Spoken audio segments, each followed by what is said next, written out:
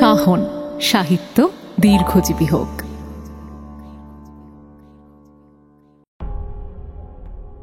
সাহিত্যের বিভিন্ন আঙিনা থেকে বাছাই করে নিয়ে আসা কিছু মণি মাণিক্য দিয়ে তৈরি আপনাদের প্রিয় কাহন।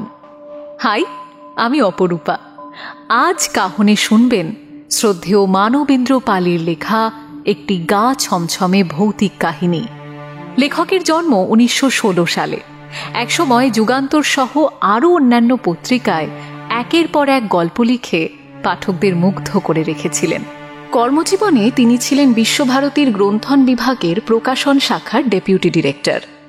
নবকল্লোল পত্রিকায় নিয়মিত লিখতে লিখতে শুকতারা পত্রিকাতেও শিশুদের জন্য অজস্র ভৌতিক গল্প ও উপন্যাস লিখেছেন। লেখকপুত্র চিত্রকল্যাণ পালকে অসংখ্য ধন্যবাদ আমাদের এই প্রচেষ্টায় আমাদের পাশে থাকার জন্য।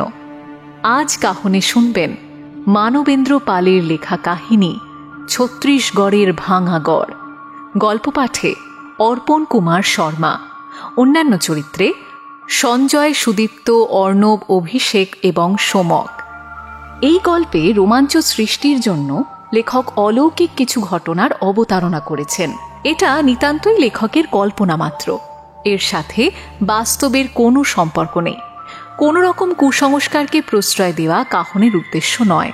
এবং খুব গুরুত্বপূর্ণ কথা, সিগারেট বা অন্যান্য মাদকদ্রব্য খাবেন না প্লিজ। এগুলি ক্যান্সার সহ আরও অনেক রোগের কারণ। আর হ্যাঁ, গল্পটা যদি আপনাদের ভালো লাগে তাহলে প্লিজ গল্পতে একটা লাইক করে কাহনে একটা সাবস্ক্রাইব করে দেবেন কাইন্ডলি। শুরু হচ্ছে মানবেন্দ্র পালের লেখা কাহিনী ছত্রিশগড়ের ভাঙা গড়।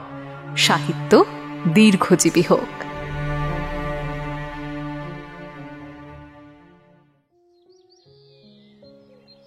হোটেলের ম্যানেজার ভদ্রলোকটিকে প্রথম দর্শনে আমার ভালো লেগেছিল। এক একটা মুখ আছে না, যেটা আগে ভাগেই যেন জানিয়ে দেয় মানুষটি কেমন হবে। এক্ষেত্রেও তাই। হোটেলে ঘর বুক করার জন্য কাউন্টারের সামনে দাঁড়াতে অপরিচিত মানুষটি নিতান্ত চেনা মানুষের মতো হেসে বললেন, আসুন আসুন, নিশ্চয়ই কলকাতা থেকে আসছেন। একাই এসেছেন বুঝতে পারছি। আর নিশ্চয়ই ওপরের খোলা মেলা একটা ঘর চাই, যাতে চারিদিকের প্রাকৃতিক শোভা দেখতে পান। কি তাই তো? একেবারে ঠিক। ভদ্রলোক একটা লম্বা খাতা মেলে ধরে বললেন, নিন, এখানটায় নামধাম লিখুন। ভালো ঘরই দিচ্ছি।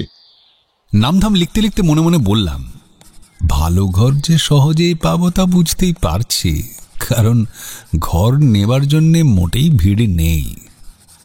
কদিনের জন্য থাকবেন ভাবছেন? দেখি, ভালো লাগার উপর সব নির্ভর করছে।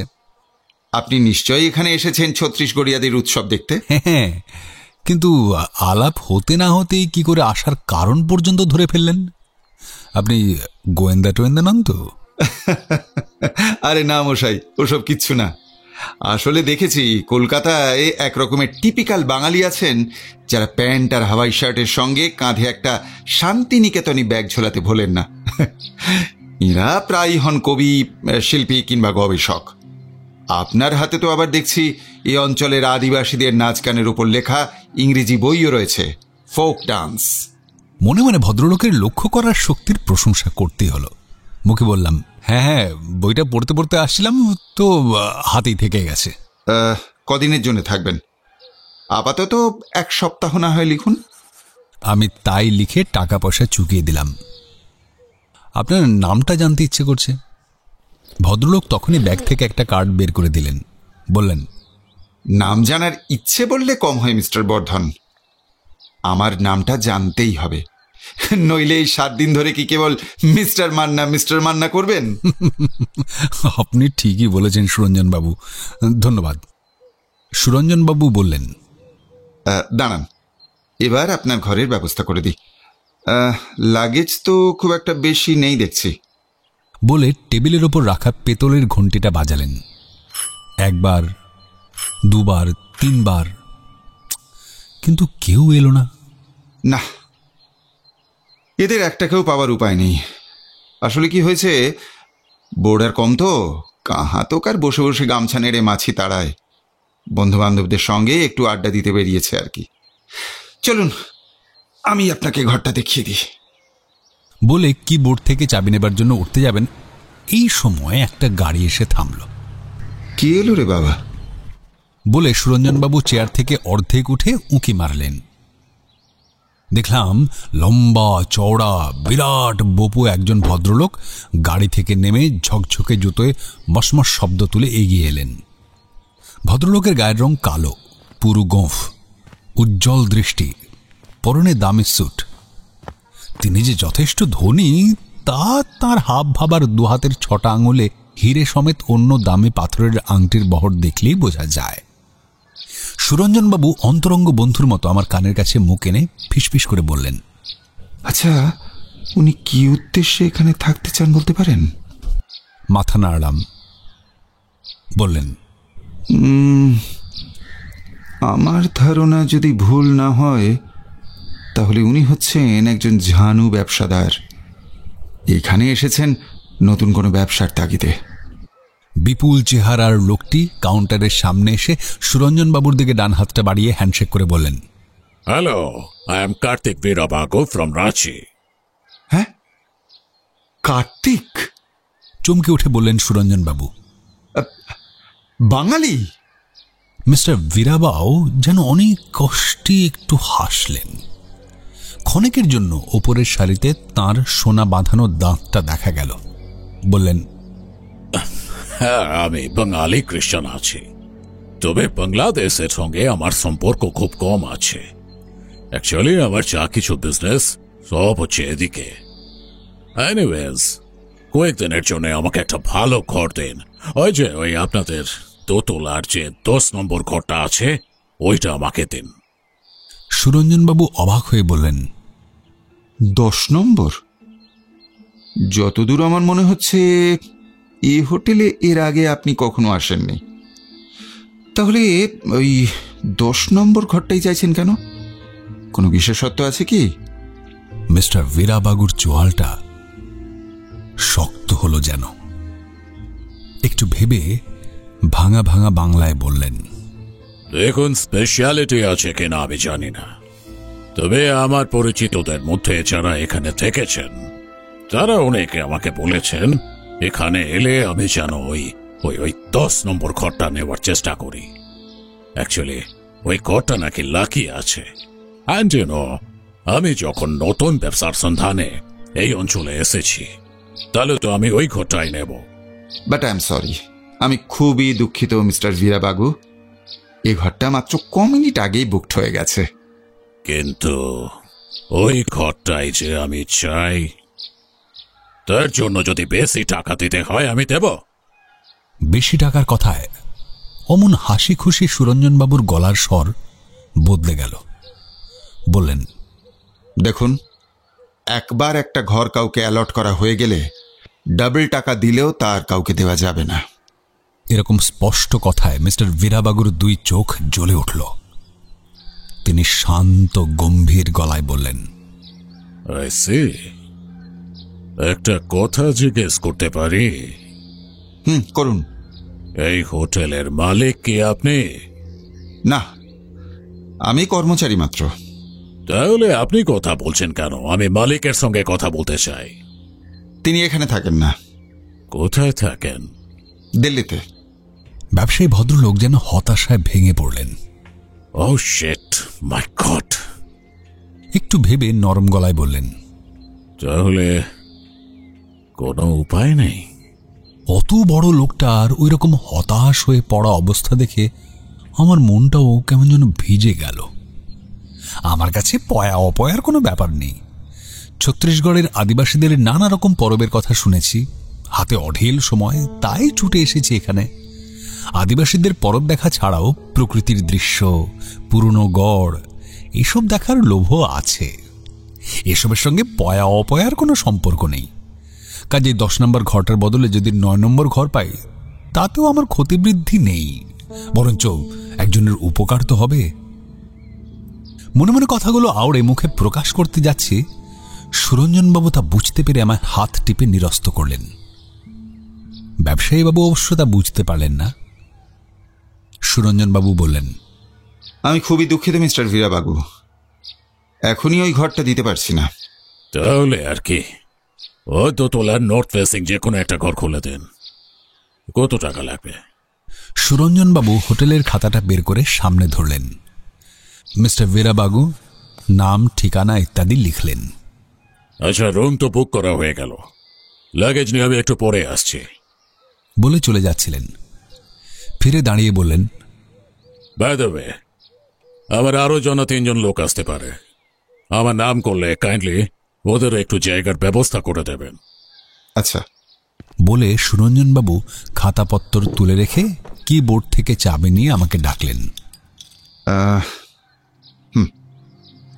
আসুন।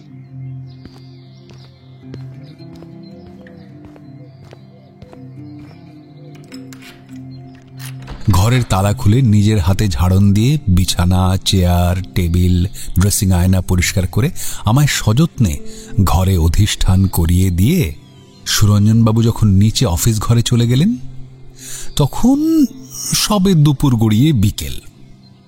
আশ্বাস দিয়ে গেলেন সন্ধ্যাবেলায় আবার আসবেন। আমি ব্যাগ থেকে হালকা একটা চাদর বার করে বিছানায় পেতে নিলাম। টর্চটা রাখলাম বালিশের পাশে। একটা পুরনো বাড়ির ঘর আর কত ভালো হতে পারে, তবু চারদিক খোলা উত্তরমুখী ঘরটা বেশ ভালোই। সে আমলের মোটা মোটা গরাদ আর খড়খড়ি দেওয়া বড় বড় জানালা দিয়ে আলো বাতাসের অবাধ খেলা চলছে। বাড়ির মতো টেবিল চেয়ারও পুরনো। টেবিলের পায়া বোধহয় ভেঙে গিয়েছিল, সম্প্রতি নতুন একটা পায়া লাগানো হয়েছে। ঘরের লাগোয়া বাথরুমে একটা শাওয়ার আছে বটে, তবে জল পড়ে না। বাথরুমের জানালার শাসি বিপজ্জনকভাবে ভাঙা। বিপজ্জনক এই কারণে যে পাশেই যে আম গাছটা ডাল মেলে দিয়েছে হোটেলের ছাদের উপর, সেই ডাল ধরে যে কেউ বাথরুমের জানলাটার নাগাল পেয়ে যাবে। তারপর ভাঙা শাঁসের মধ্যে দিয়ে হাত ঢুকিয়ে ছিটকিনি খুলতে অসুবিধা হবে না। ঠিক করলাম সন্ধ্যায় সুরঞ্জনবাবু যদি আসেন, তাহলে কালকেই যাতে নতুন কাজ বসানো হয় সে কথা ওকে বলবো। আর সেই সঙ্গে জিজ্ঞেস করব হোটেল করার আগে বহুদিনের এই বাড়িটা কি ছিল। অর্থাৎ আজ থেকে 15-20 বছর আগে এইসব জায়গায় কচিত লোক বাস করলেও পাকা বাড়ি তৈরি করে কোনো ধনী দুঃসাহসিক লোক ছেলেপুলে নিয়ে থাকতো, এমন তো বিশ্বাস হয় না। বেলা 4:30 সময় হোটেলের বয় বেশ বড় কাপে চা আর প্লেটে খান কয়েক বিস্কুট দিয়ে গেল। তার সঙ্গে ভাব জমাবার জন্য জিজ্ঞেস করলাম, তোমার নাম কি?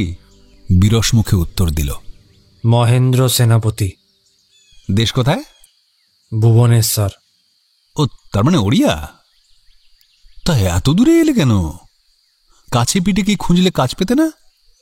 মহেন্দ্র তার উত্তর না দিয়ে নিচে নেমে গেল। বুঝলাম ছোকরা আলাপি না। অবশ্য তার ট্রেতে আরো কয়েক কাপ চা আর বিস্কুট ছিল। অন্য বোর্ডারদের বোধহয় এখনই দিতে হবে। চা খেয়ে সামনের খোলা বারান্দায় পায়চারি করতে লাগলাম। আমার ঘরের ডান দিকে আরো 3খানা ঘর। আলাপ করার মতো তেমন কেউ আছেন কিনা দেখবার জন্য ওদিকে গিয়েছিলাম, কিন্তু দেখলাম 3টে ঘরে তালা ঝুলছে। বুঝলাম ঘরগুলোতে বোর্ডার নেই। অগত্যা চুপচাপ নিজের ঘরের সামনের বারান্দায় পায়চারি করতে লাগলাম।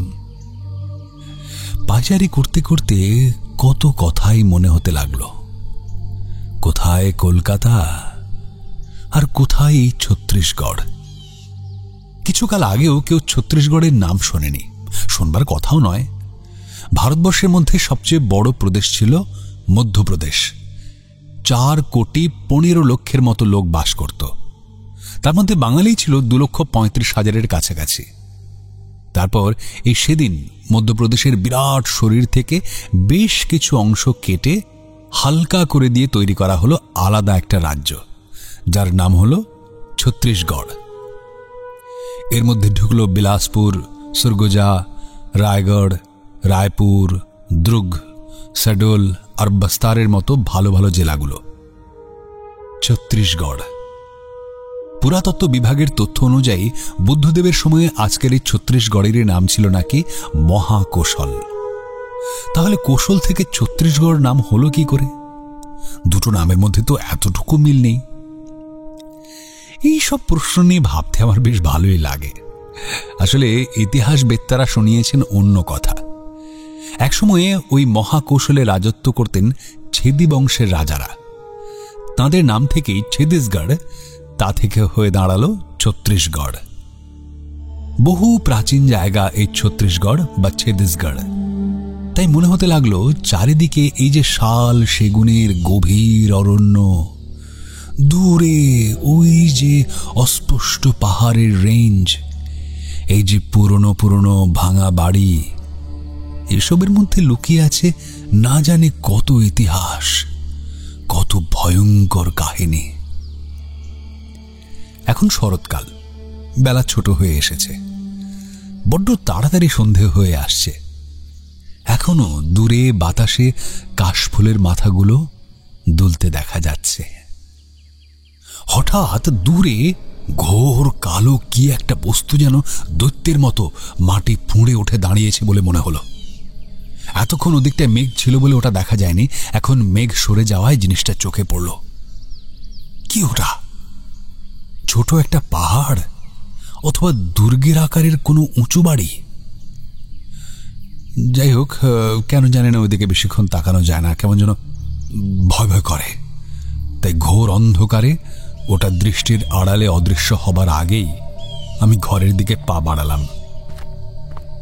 কিন্তু কিন্তু বারে বারে সেই বস্তুটার দিকে তাকাবার জন্য মনের ভেতর উথাল পাথাল করতে লাগলো। সেই তীব্র আকর্ষণের কাছে আমাকে শেষ পর্যন্ত নতি স্বীকার করতেই হলো। ঘরের দিকে আমি দুপা এগোই আর একবার করে পিছনে ফিরে দেখি। একসময় আমার এমন মনে হলো ওই বিশ্রী বস্তুটা অন্ধকারে মিলিয়ে দুলতে দুলতে যেন আমাদের হোটেলটার দিকেই এগিয়ে আসছে। কেন এরকম মনে হলো তার কোনো কারণ আজও খুঁজে পাই না। অবশ্য তখনও জানতাম না একটু পরেই আরো কিছু অদ্ভুত অভিজ্ঞতা হবে। আমি যখন ঘরের সামনে এসে দাঁড়ালাম তখন অন্ধকার হয়ে গেছে। খোলা বারান্দায় পায়চারি করতে আসার আগে আমি ঘরের দরজায় শিকল তুলে এসেছিলাম। এখন দরজা খোলবার জন্য শিকলে হাত দিতে গিয়ে আঁতকে উঠলাম। লোহার মতো একটা কঠিন হাত শিকলটা মুঠোর মধ্যে ধরে আছে, যেন দরজা খুলতে দেবে না। আমি চেঁচিয়ে উঠলাম, কে কে? সঙ্গে সঙ্গে সে অপরিচিত হাতখানি অদৃশ্য হয়ে গেল। শিকলটা ঝনাত করে আপনি খুলে গেল।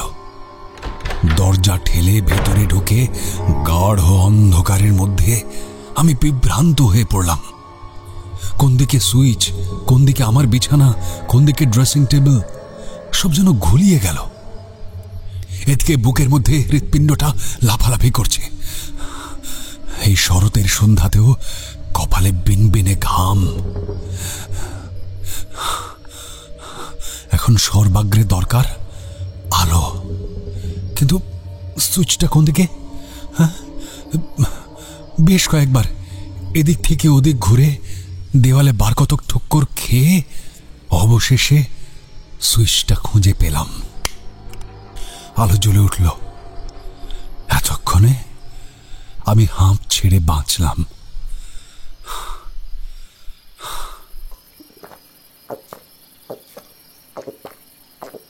পুরো এক গ্লাস জল খেয়ে আমি বিছানায় বসলাম, তারপর শুয়ে পড়লাম।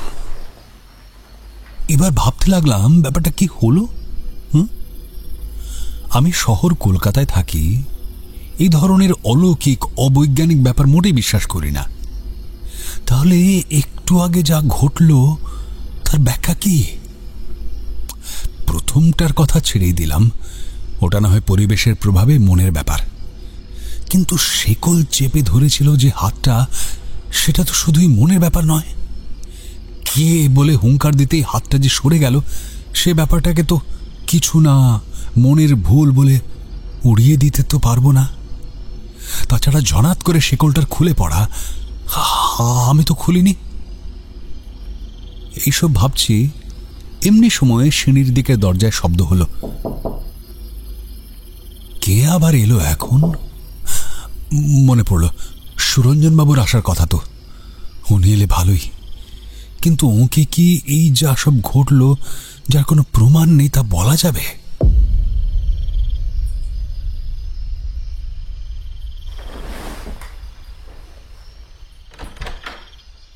সুরঞ্জনবাবু ঢুকলেন হাসতে হাসতে। সিঁড়ির দরজাটা শুধু ভেজিয়ে রেখেছিলেন, খিললেননি? অন্য মনস্কভাবে উত্তর দিলাম, হ্যাঁ, তা হবে হয়তো। সন্ধ্যাবেলাতে খিল লাগাতে হবে ভাবিনি। না না না না, সব সময় খিল দিয়ে রাখবেন। পাহাড় জঙ্গলের জায়গা মশাই, বিপদ ঘটতে কতক্ষণ? বিপদ? কিসের বিপদ? দেখুন, বিপদ যে কত রকমের হয় আর কখন কোন দিক থেকে ঘাড়ে এসে পড়ে তা কেউ বলতে পারে না সোমেশ্বরবাবু। মোট কথা, একটু সাবধানে থাকতে হয়। বাহ, এর মধ্যেই তো ঘরটা বেশ গুছিয়ে ফেলেছেন দেখছি। বলতে বলতে উনি বিছানার উপর বসে পড়লেন। বিকেলে চা দিয়েছিল? মাথা দুলিয়ে সায় দিলাম। তবে আপনার ছেলেটা যে খুব মিশুকে, তেমন তো মনে হলো না। একটু যেন এড়িয়ে চলতে চায়। আসলে কি জানেন, এই অঞ্চলের লোকেরা যেমন নিরীহ তেমনই ভীতু। ওদের কেবলই ভয়, এই বুঝি চাকরি গেল। বড় গরিব, অল্পে তুষ্ট। সামান্য বাসি ভাত আর একটু নুন হলেই ওরা খুশি। সে তুলনায় হোটেলে তো ওরা রাজভোগ খায়, তাই সব সময় তটস্থ। এখানকার খাওয়ার স্ট্যান্ডার্ড বোধহয় ভালোই। এবেলা খেলেই বুঝবেন, মাংসে অরুচি নেই তো। না না না না, মোটেই না। উনি আমার অনুমতি নিয়ে একটা সিগারেট ধরালেন। বললাম, তখন বলেছিলেন এই হোটেলের মালিক দিল্লিতে থাকেন, তাহলে তো আপনার দায়িত্ব অনেকটাই। তা বলতে পারেন। একসময় রায়পুরে যখন উনি থাকতেন, তখন আমার বাবার সঙ্গে খুব বন্ধুত্ব ছিল। নিতান্তই শখ করে রায়পুর বিলাসপুর থেকে ঢের দূরে এইরকম নির্জন জায়গায় একটা হোটেল খুললেন। উদ্দেশ্য, বাইরে থেকে ভ্রমণ বিলাসীরা এসে এখানকার আদিবাসীদের নানা উৎসব, যা একেবারে খাঁটি লোকসংস্কৃতি বলতে পারেন, দেখবার সুযোগ পায়। আর সে উৎসব বছরে 2-4টে নয়, প্রায় প্রতি মাসেই 2-3টে। আপনিও তো বললেন যে সেই উদ্দেশ্যেই এখানে এসেছেন। হ্যাঁ, আমি আদিবাসীদের নিয়ে গবেষণা করি। তাছাড়া এখানে নানা খনিজ সম্পদ আছে, যেমন ধরুন কয়লা, ডলোমাইট, বক্সাইট, আয়রন ওর, লাইমস্টোন, তারপর টিন, ম্যাঙ্গানিজ। এত খনিজ সম্পদ ভারতবর্ষে আর কোথাও আছে বলে জানি না। আর এই সব খনিজ সম্পদের টানেও ধনী লোকেরা ব্যবসার খাতিরে এখানে আসতে চান, কিন্তু থাকার জায়গা ছিল না। আমার বাবার বন্ধু সেই অসুবিধাটা দূর করলেন। এতটুকু লাভের মুখ চেয়ে নয়, নিতান্তই পরোপকারের জন্য। আর আমাকে দায়িত্ব দিয়ে গেলেন হোটেলটা চালাতে। যাবার সময় একটা অদ্ভুত কথা বলে গেলেন, লাভ হলে তোমার, লোকসান হলে আমার। এরকম মানুষ তো বড় একটা দেখা যায় না। তা আপনি তো এখানেই থাকেন? হ্যাঁ। একাই? হ্যাঁ, একাই বেশ আছি। হোটেলেই খাই, হোটেলেরই ওইদিকে একটা ঘরে থাকি। একটু চুপ করে থেকে বললাম, তা কত বছর হোটেলটা হয়েছে? তা প্রায় বছর 10 হলো। রেডি বাড়ি পেয়েছিলেন বলেই হোটেল খোলা সম্ভব হলো বোধহয়, তাই না? তা ঠিক, তাও একরকম বেওয়ারিশ বাড়ি। বেওয়ারিশ বাড়ি মানে? রতনলাল কাকু, অর্থাৎ বাবার সেই বন্ধু, অত বড় খালি বাড়িটা কিনতে গিয়ে বাড়ির মালিকের সন্ধান পেলেন না। কাগজে কাগজে বিজ্ঞাপন দিলেন, তবু কেউ দাবি করল না। স্থানীয় আদিবাসীদের কাছে খোঁজ নিতে যেতেই তারা ভয়ে একবারে শিউরে উঠল। তারা জানালো বাড়িটা ভূতের। দিনের বেলাতেও কেউ ওই বাড়ির ত্রিসীমানা দিয়ে হাঁটে না। এদিকে রতনলাল কাকু তো দমবার পাত্র নন। তিনি আদিবাসীদের সর্দারকে ডেকে জানতে চাইলেন কেন বাড়িটাকে ভূতের বাড়ি বলা হয়। সর্দারের বক্তব্য, ইংরেজ সাহেবরা নাকি ওখানেই প্রথম লাশ কাটা ঘর করেছিল। কত বেবারিশ লাশ ওই বাড়ির মাটিতে পোঁতা আছে তার কোনো হিসেব নেই। এমনকি এক যুবরাজের লাশও নাকি এখানে লুকিয়ে রাখা হয়েছিল। এরকম নানান কথা। গল্পগুলো রতনলাল কাকুর মনে ধরল। তিনি ঠিক করলেন স্থানীয় লোকের ভয় দূর করবার জন্যে এই বাড়িটাকেই হোটেল বানাবেন। বাইরের 5-10 জন লোক যাতায়াত করলেই এখানকার লোকের অহেতুক ভয়টা দূর হয়ে যাবে। আচ্ছা আচ্ছা, বুঝলাম। একটু পরে জিজ্ঞেস করলাম, আপনি তো অনেকদিন এখানে আছেন, তেমন কিছু বলতে কি জানতে চাইছেন? ভূতটুত? না মশাই, তেমন কিছু ঘটেনি আজ পর্যন্ত, আশা করি ঘটবেও না। তবে কি? তবে মাঝে মাঝে উত্তর দিক থেকে, মানে ওই পাহাড়ের দিক থেকে একটা দমকা বাতাস বয়ে যায়। এখানকার লোকেরা ওই বাতাসকে বড্ড ভয় পায়, বলে প্রেতের দীর্ঘ নিঃশ্বাস। আপনিও কি তা বিশ্বাস করেন? পাগল! একটু থেমে আবার বললেন, যাক ওসব বাজে কথা। যে জন্যে আপনি এসেছেন, অর্থাৎ আদিবাসীদের পাল পার্বণ দেখতে, তার কোনো প্রোগ্রাম করেছেন? কবে কোনটি দেখবেন সেটা ঠিক করে থাকলে আপনার সঙ্গে একজন অভিজ্ঞ লোক দিতে পারি। সবে তো আজ এলাম, কাল ঠিক করব। আর এই বিষয়ে আপনার সাহায্য নিতেই হবে। হ্যাঁ, অবশ্যই বলে দেব কোন সময় কোন উৎসব। পোলা আর তিজা উৎসব শেষ হয়ে গেছে।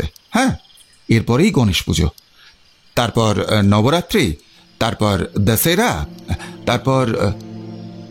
সুরঞ্জনবাবু থামতেই চান না, অথচ আমার মাথায় তখন অন্য রহস্যের জাল ছড়িয়ে আছে। বললাম, আচ্ছা মিস্টার বীরাবাগুর খবর কি? এসেছেন? না, তবে টাকা জমা দিয়ে যখন গেছেন তখন নিশ্চয়ই আসবেন। তবে কি জানেন, এদের কথার কোনো ঠিক নেই। আমাদের মতো সাধারণ মধ্যবিত্তদের পাত্তাই দিতে চান না। ওকে কোন ঘরটা দেবেন ভাবছেন? উনি তো আবার এই ঘরটি নেবার জন্যই জেদাজিদি করছিলেন। তো দিলেন না কেন? আমার অন্য ঘর হলেও তো চলতো। তা জানি, কিন্তু যে ঘরটা একজনকে দেওয়া হয়ে গেছে সেটা তাকে পেতে হবে, তার কি মানে আছে? আমায় আবার টাকার লোভ দেখাচ্ছিলেন। তাহলে কোন ঘরটা দেবেন?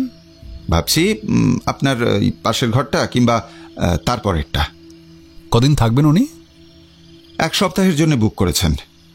শেষ পর্যন্ত কদিন থাকবেন সেটা বলতে পারি না। কথার জের ধরে বললাম, উনি কি ব্যবসার ধান্দাতেই এখানে এসেছেন? প্রথমে তাই মনে হয়েছিল, কারণ বড় লোকেরা খনিজ সম্পদের খোঁজেই এখানে আসেন। কিন্তু এখন মনে হচ্ছে এর অন্য কোনো ধান্দা আছে। কিরকম? সুরঞ্জনবাবু পকেট থেকে তাসের মতো একটা রঙিন নকশা সাবধানে বার করে দেখালেন। আমি কিছুই বুঝতে পারলাম না। বললাম, এর অর্থ কি? মানে কোথায় পেলেন এটা?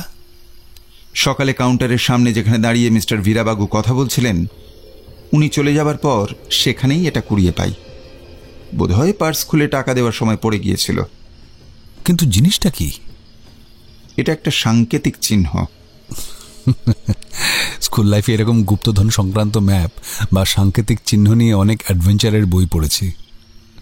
সুরঞ্জনবাবু কিন্তু হাসলেন না, বললেন, দেখুন, বইগুলো হয়তো লেখা হয়েছিল কল্পনা করে, কিন্তু সত্যি সত্যি তখনকার দিনে অনেক রাজা মহারাজা জমিদারেরা শত্রুর আক্রমণের ভয়ে ধনসম্পত্তি কোনো গোপন জায়গায় লুকিয়ে রাখতেন, যাতে শত্রু প্রাসাদে ঢুকে সেসবের সন্ধান না পায়। আবার সেই গোপন জায়গাটা যাতে পরে উত্তরাধিকারীরা খুঁজে পায়, তার জন্য নকশা বা সাংকেতিক চিহ্নর ব্যবস্থা থাকত। সে তো জানি, কিন্তু ওই ছত্তিশগড়ে রাজা জমিদার কোথায়? আজ নেই, কিন্তু একদিন ছিল। ও আচ্ছা, আপনি ছেদি রাজবংশের কথা বলতে চাইছেন? হ্যাঁ, আজকের ছত্তিশগড় নামটা শুধু ছেদিশগড় থেকেই হয়নি। ছেদি রাজাদের 36টা বিশাল বিশাল গড় অর্থাৎ দুর্গ ছিল। সেসব দুর্গের মধ্যে রতনপুর, বিজয়পুর, মারো, ছুরি, কেন্দ্রা, পেন্ড্রা, এইরকম বেশ কতকগুলো গড় এখনও দেখা যায়। বাকিগুলো ধূলিসাৎ হয়ে গেছে। এইসব গড়ে শত্রু আক্রমণকালে গোটা রাজপরিবার তাদের সোনাদানা হিরে জহরত সব নিয়ে আত্মগোপন করে থাকতেন। কাজেই এইসব পরিত্যক্ত গড়গুলোতে। আচ্ছা, বুঝতে পেরেছি। গোপন ঐশ্বর্য থাকা সম্ভব। তা আপনি কি মনে করেন মিস্টার বীরাবাগু সেরকম কোনো গুপ্তধনের সন্ধান পেয়েছেন? অসম্ভব নয়। আমি একটু ভেবে বললাম, আচ্ছা উনি এই ঘরটা নেবার জন্য এত ঝুলোঝুলি করছিলেন কেন? সে তো শুনলেনি, ঘরটা নাকি পয়া। অদ্ভুত কথা। যিনি আগে কোনোদিন এখানে আসেননি তিনি কি করে জানলেন এটা পয়া? ভদ্রলোক ভেবেছিলেন আমি এতই বোকা। শেষ পর্যন্ত অবশ্য স্বীকার করলেন যে নিজে না এলেও আগে যারা এসেছিল তাদের কাছ থেকে নাকি শোনা। গুলমারার আর জায়গা পাইনি। আমি আমি সত্যি বলছি সোমেশ্বরবাবু, ভদ্রলোকের এইরকম চালবাজি দেখে না আমি আমি খুব বিরক্ত হয়েছি। একটু থেমে ফের বলতে লাগলেন, তবে এই ঘরটার উপর তার আগ্রহের কারণ সম্বন্ধে আমার এখন অন্য ধারণা হয়েছে। সুরঞ্জনবাবু একটু থামলেন। সাগ্রহে জিজ্ঞেস করলাম, কি? প্রশ্ন করার সঙ্গে সঙ্গে আমার বুকের মধ্যে হৃৎপিণ্ডটা লাফালাফি শুরু করে দিল। সত্যি কথাই বলছি, আমি হঠাৎ ভয় পেয়ে গেলাম। মনে হলো এই ঘর সম্বন্ধে কোনো কথা এই রাত্রিবেলা না তুললেই পারতাম। কারণ যে যাই বলুক, আজই সন্ধ্যেবেলা এই ঘরের শিকল খুলতে গিয়ে আমার হাতের উপর যে অদৃশ্য হাতের চাপ অনুভব করেছিলাম তা তো ভুলতে পারিনি।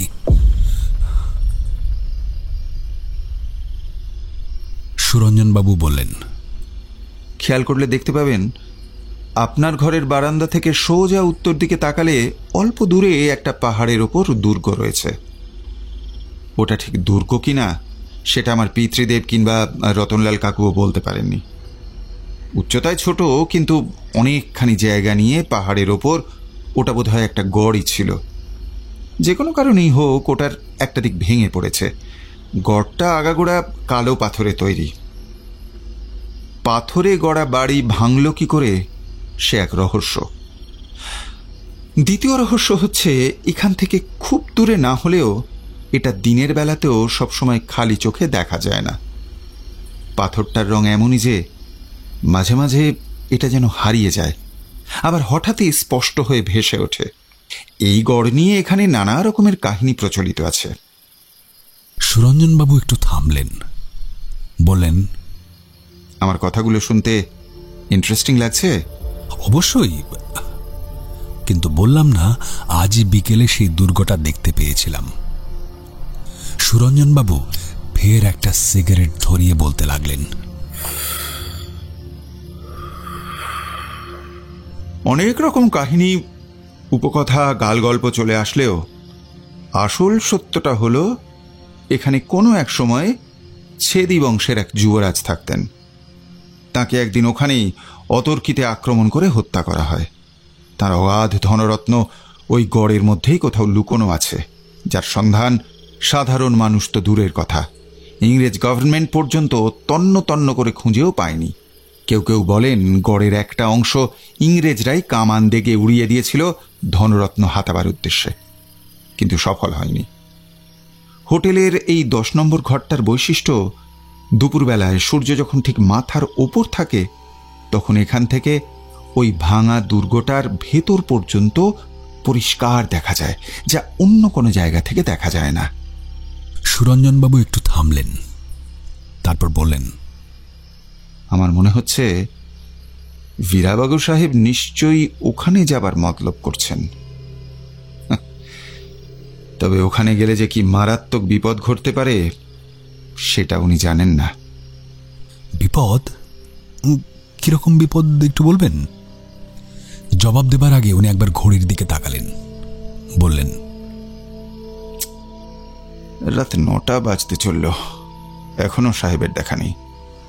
তারপরই আমার প্রশ্নের উত্তর দিতে যাচ্ছিলেন, এমনি সময়ে গাড়ির শব্দ শোনা গেল। উনি সঙ্গে সঙ্গে বললেন, ওই ওনারা এসে পড়েছেন, আজ আর কথা বলা যাবে না, উঠি কেমন? বলেই উঠে পড়লেন।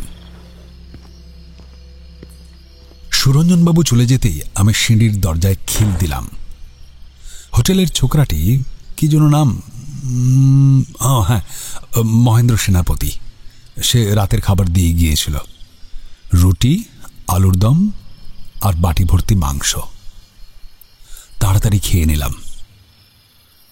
খাওয়া শেষ হলে সন্ধ্যাবেলার কথা মনে পড়তেই আমার কিরকম ভয় করতে লাগলো। একা করে রাত কাটানো। আমি এমনিতে মোটেই ভীতু নই, কিন্তু আজ যে ভয়ঙ্কর অভিজ্ঞতা হয়েছিল তা তো কোনোদিন ভুলতে পারবো না। আমি ঠিক করলাম যত তাড়াতাড়ি মশারি টাঙিয়ে ঘুমিয়ে পড়া যায় ততই ভালো। ভাবা মাত্র ঘরের দরজায় খিল দিয়ে মশারি টাঙিয়ে শুয়ে পড়লাম। সবই ঘুম এসেছে। এমনি সময়ে পাশের ঘরে হই হট্টগোল শুনে ঘুম ছুটে গেল। প্রথমে বেশ কিছুক্ষণ লাগলো ব্যাপারটা বুঝে নিতে। তারপর যখন টের পেলাম পাশের ঘরের লোক এসেছে আর তারাও এই মিস্টার বীরাবাগু আর তার দলবল, তখন রাগে আমার মাথা পর্যন্ত গরম হয়ে উঠল।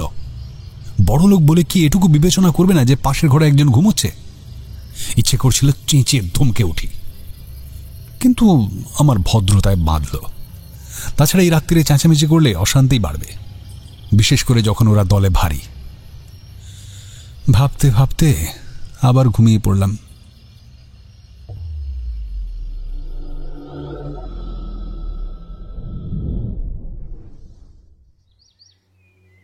সকালে উঠে চা খেয়ে বারান্দায় বেরিয়ে এসে দেখলাম পাশের রুমগুলো বন্ধ। বুঝলাম অনেক রাত পর্যন্ত দাপাদাপি করে তারা এখনো ঘুমোচ্ছে। আমি আরও কিছুক্ষণ বারান্দায় দাঁড়িয়ে সেই কালো কেল্লাটা দেখবার চেষ্টা করলাম, কিন্তু দেখতে পেলাম না। সকাল 8:30 নাগাদ নিচ থেকে ব্রেকফাস্ট সেরে ওপরে এসে সবে বসেছি, এমনি সময়ে মিস্টার বীরাবাগু এসে ঢুকলেন। ভদ্রতা করে অনুমতি নেবার প্রয়োজনটুকুও মনে করলেন না। ঘরে ঢুকে তিনি হাঁকড়ে উঠলেন, এই মিস্টার, এই 10 নম্বর ঘরটা আমি চেয়েছিলাম, এটা দেওয়া হলো না কেন? তার ধমকানিটা হজম করতে আমার একটু সময় লাগলো। তারপর শান্ত গলায় বললাম, কাকে কোন ঘর দেওয়া হবে সেটা ঠিক করেন হোটেলের মালিক। এক্ষেত্রেও তাই হয়েছে। এই ঘরটার জন্য আপনার মতো আমি জেদ ধরিনি। ঠিক আছে, এখন ঘরটা আমাকে ছেড়ে দিন। এবার আমি কঠিন স্বরে বললাম, না, এখন আর তা সম্ভব নয়। আমি গুছিয়ে বসেছি। মিস্টার বীরাবাগুর মুখটা চাপার রাগে থমথম করতে লাগলো। একটু পরে বললেন, I see. এখানে আপনি কতদিন থাকবেন? ঠিক নেই, আপাতত 7 দিন তো বটেই, দরকার হলে আরো বেশি দিন হতে পারে। এবার উনি অভদ্রের মতো আমাকে কিছু না বলে আমার বিছানার উপর পা ক্রস করে বসে বললেন, আপনি ঠিক করে বলুন, এখানে আপনি কি জন্য এসেছেন? ঠিকঠাক কারণটা জানিয়ে দিলে কথা কাটাকাটি ব্যাপারটা ঘটতো না, কিন্তু ওই যে মেজাজ বলে একটা রোগ আছে না, ওইতেই বিপদ বাড়ে। বললাম, সেটা জেনে আপনার লাভ? লাভ? লাভ আমার আছে বই কি, কিন্তু আমার কোনো লাভ নেই। তাহলে আপনি বলবেন না? আপনাকে বলতে আমি বাধ্য নই। আপনি আমায় বলবেন কি কোন উদ্দেশ্যে আপনারা এখানে এসেছেন? এর উত্তর না দিয়ে বীরাবাগু সাহেব উঠে পড়লেন। দ্রুত ঘর থেকে বেরিয়ে যেতে যেতে উত্তেজিতভাবে বলে গেলেন, শুনুন, আপনি আমাকে চেনেন না। আপনার এই অবাধ্যতার প্রতিফল খুব শীঘ্র পাবেন।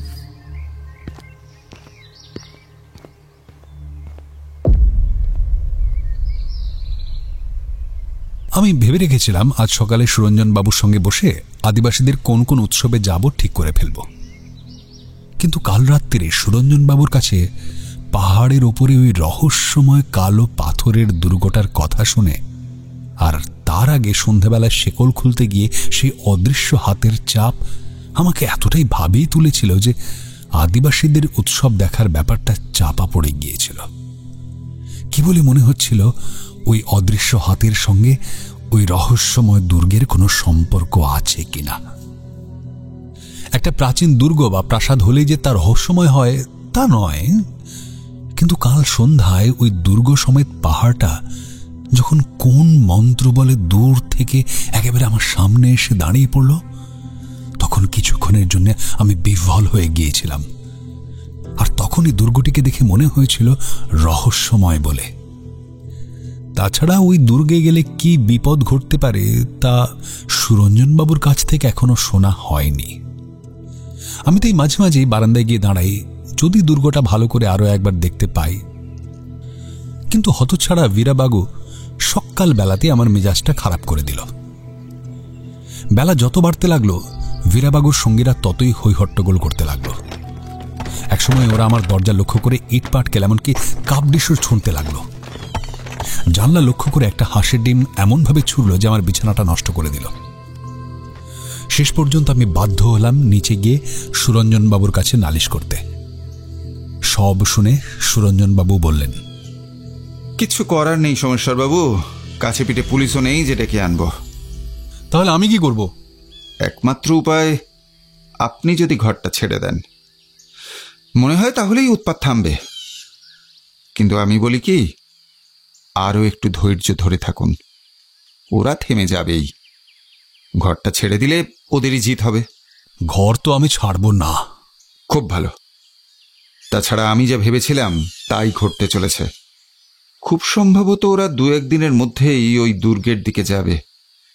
আমি অবশ্য ওদের নিষেধ করব। অবশ্য শোনা না শোনা তাদের মর্জি। কিন্তু কেন নিষেধ করবেন? কাল আপনার কাছ থেকে তো শোনা হয়নি। যদি আজ সময় পাই তাহলে বলবো। বিকেলের দিকে দেখলাম ওরা হইচই করে কোথায় বেরিয়ে গেল। নিশ্চয়ই এই অবেলায় গড়ের দিকে যাবে না। তাহলে জাহান্নামে যাক আর যেখানেই যাক, ওরা যতক্ষণ না থাকে ততক্ষণই আমার মঙ্গল। রোদ একটু পড়ে এলে আমি খোলা বারান্দায় গিয়ে দাঁড়ালাম। তারপর উৎসুক নেত্রে তাকিয়ে রইলাম উত্তর দিকে সেই ভয়ঙ্কর গড়টা যদি দেখা যায়। কিন্তু অনেকক্ষণ দাঁড়িয়ে থেকেও দেখা গেল না।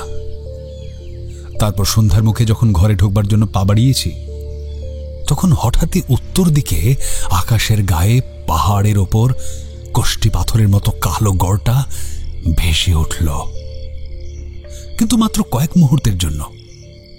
তারপরই অন্ধকারে মিলিয়ে গেল। ওইটুকু দেখে আমি খুশি হলাম বটে, কিন্তু গতকালের মতো ওটা এগিয়ে এলো না তো। আমি ধীরে ধীরে ঘরে এসে ঢুকলাম বটে, কিন্তু সেই অলৌকিক গড়টা বারে বারে দেখার জন্য মনটা ছটফট করতে লাগলো। অন্ধকার পাহাড়ের দেওয়ালি। সন্ধ্যের পর ঘরে একলা মুখ বুজে কি করব ভেবে যখন কুল পাচ্ছি না, তখন মনে পড়ল সুরঞ্জনবাবু বলেছিলেন আজ সন্ধ্যায় উনি আসবার চেষ্টা করবেন। উনি এলে সময় কাটাবার কোনো অসুবিধা হবে না। কিন্তু উনি আজ আসবেন কি? ভাবতে ভাবতেই দরজায় মৃদু শব্দে কড়া নড়ে উঠল। আমি দরজা খুলে দিলাম। ওর ঠোঁটে ভদ্রতার সূচক এক চিলতে হাসি ফুটে উঠল। কি ভাবছিলেন তো? বুঝিয়ে এলামই না। আসলে আপনার সঙ্গটুকু পাবার জন্য অপেক্ষা করছিলাম। ধন্যবাদ বলে একটু হাসলেন। তারপর বললেন, 2 দিন তো কেটে গেল। আদিবাসীদের উৎসব কবে কোনটা দেখবেন ঠিক করলেন কিছু? অন্যমনস্কভাবে আমি মাথা নাড়লাম। সুরঞ্জনবাবু একটু যেন অবাক হয়ে বললেন, সে কি, এখানকার উৎসবগুলো দেখার টানেই তো আপনি এখানে এসেছেন? হ্যাঁ ঠিকই বলেছেন, কিন্তু কোষ্টি পাথরের মতো কালো দুর্গটি আর ছেদি রাজবংশের সেই হতভাগ্য যুবরাজ এখন আমার মনকে আচ্ছন্ন করে আছে। আপনি ভাবতে পারবেন না সুরঞ্জনবাবু, ওই কালো দুর্গটা কিভাবে আমাকে টানছে। তাই বলে ভুলেও যেন ওই দিকে যাবেন না, তাহলে আর বেঁচে ফিরতে হবে না। হ্যাঁ, এরকম একটা বিপদের কথা আপনি সেদিন বলেছিলেন বটে। না, সেদিন বলার সুযোগ পাইনি, আজও সুযোগ নেই। এখনই হয়তো মিস্টার বীরাবাবু সদল বলে এসে পড়বেন। আপনার সঙ্গে গল্প করছি দেখলে মোটেই খুশি হবেন না, আর উনি বিরক্ত হলে আমাদেরও শান্তিতে থাকতে দেবেন না। উনি বিরক্ত হবেন কেন? সুরঞ্জনবাবু হাসলেন একটু, বললেন, এই ঘরটা নিয়ে আপনি আমি দুজনেই ওদের শত্রুপক্ষ হয়ে গেছি। আর এইসব শিক্ষিত ভদ্রলোকেরা না তাদের শত্রুপক্ষকে টাইট দেবার জন্যে অনেক কিছুই করতে পারেন, অথচ আমরা দুজনে তা ঠেকাতেও পারবো না। একটু থেমে বললেন, শোনো, আমার মুখ থেকে শোনার চেয়ে এই পাতলা বইটা চুপচাপ পড়ে ফেলবেন। অনেক সত্য ঘটনা জানতে পারবেন। তবে দেখবেন বইটা যেন অন্য কারো চোখে না পড়ে, কেমন? বলে খবরের কাগজে মলাট দেওয়া একটা চটি বই আমার হাতে দিলেন। পাতা উল্টে আমি তো অবাক। ইংরেজিতে লেখা বই, বহু পুরনো, তাও ছাপা নয়, হাতে লেখা। পুঁথির মতো, তুলট কাগজের মতো পুরু কাগজে গোটা গোটা অক্ষরে লেখা, বহু জায়গায় পোকায় কাটা। এই বই আপনি কোথায় পেলেন? বাবার দেওয়াল আলমারিতে ছিল। সম্ভবত রতনলাল কাকু বাবার কাছে রাখতে দিয়েছিলেন। ওই দুর্গে যে রাতে যুবরাজকে হত্যা করা হয়, সে সময় একজন ইংরেজ ওখানে গোপনে ঢুকে পড়েছিলেন। আড়ালে লুকিয়ে লুকিয়ে স্মিথ সাহেব যা কিছু দেখেছিলেন তা নোট করে নিয়েছিলেন। স্মিথ সাহেবের সেই সব নোট নিয়েই এই ডায়েরি। নিন, রাখুন এটা। যদি সম্ভব হয় আজ রাত্রিরেই পড়ে ফেলে কাল সকালে আমায় ফেরত দেবেন, কেমন? তা না হয় দিলাম, কিন্তু সেই যে সেদিন সন্ধেবেলা শিকল খুলতে গিয়ে আমার হাতের ওপর অন্য এক অদৃশ্য হাতের চাপ পড়েছিল, সে কথা তো ভুলতে পারছি না।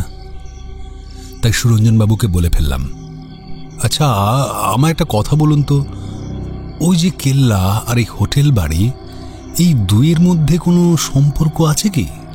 আছে বই কি, তবে এখন বলতে পারবো না। এইটাও আপনি রাখুন। বলে তাসের মতো পুরো রঙিন ছক্কাটা একটা কার্ড আমার হাতে দিলেন। বুঝতেই পারছেন এটা একটা নকশা, যেটা ওই বীরাবাবুর পকেট থেকে পড়ে গিয়েছিল। এটা ওকে দেননি? হাতে হাতে ফেরত দিলে সাহেব বুঝে নেবে আমি ব্যাপারটা জেনে গেছি, সেই কারণেই দিইনি। এখন অনুগ্রহ করে আপনি এটা সাহেবকে গোপনে দেবার ব্যবস্থা করুন। ওর কথা শুনে আমি হতবাক হয়ে গেলাম। বললাম, কি মুশকিল, আমি কেমন করে দেব? সে ব্যবস্থা আছে। 9 নম্বর আর 10 নম্বর ঘরের মধ্যে দেখুন কাঠের পার্টিশন। ওই ঘরে বীরাবাবু থাকেন। কাঠের পার্টিশনের মধ্যে খুব সূক্ষ্ম ফাঁক আছে, খুঁজলেই দেখতে পাবেন। যখন ঘরে কেউ থাকবে না, তখন ওই ফাঁক দিয়ে কাঠটা জোরে ঠেলে দেবেন। কাঠটা হয় ওদের বিছানায়, নয়তো মাটিতে পড়ে থাকবে। বীরাবাবু ভাবতেই পারবে না ওটা আপনি ফেলেছেন। তাতে আমাদের কি লাভ? বীরাবাবু এখনো জানেন না যে কেল্লার ওই সাংকেতিক কার্ডটা তার কাছে নেই।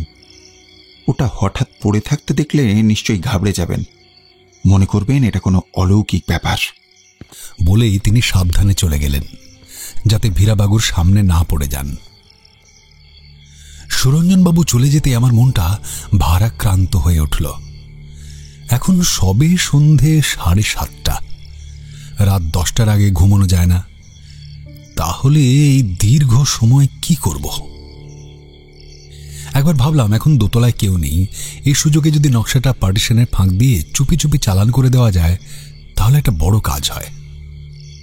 এই কথা ভেবে আমি ঘরের আলো নিভিয়ে একটা টর্চ নিয়ে পার্টিশনের গায়ে কোথায় চিরটা আছে খুঁজতে লাগলাম।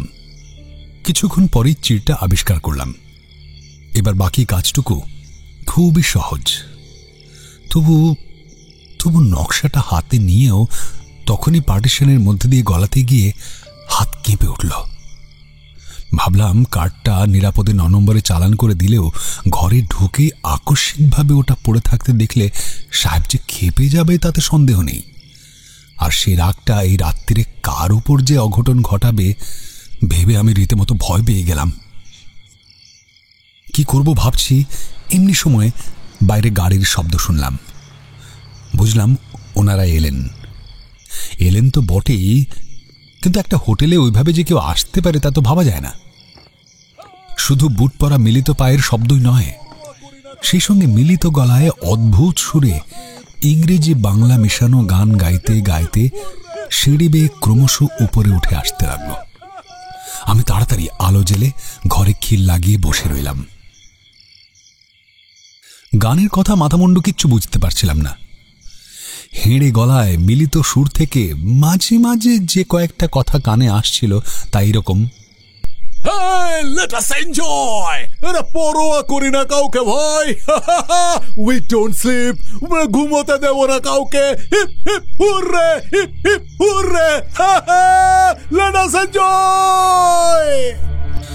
উন্মত্তের মতো গান করতে করতে ওরা যখন আমার ঘরের সামনে দিয়ে যাচ্ছিল, তখন এক এক লাইন গাইবার সঙ্গে সঙ্গে আমার দরজায় প্রতিজনে বুট পরা পায়ের জোরে লাথি মেরে যাচ্ছিল। এটা যে কিরকম ভদ্রতা তা তো বুঝে উঠতে পারলাম না। তাহলে এরা তো দরজা ভেঙে ঢুকে আমায় শেষ করে দিতেও পারে।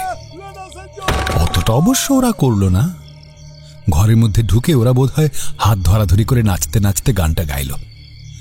মাঝে মাঝে শুনতে পেলাম প্রচন্ড জোরে চিৎকার করে গানের সুরে বলছে, Hey, let us enjoy! এরা পরোয়া করি না কাউকে ভাই।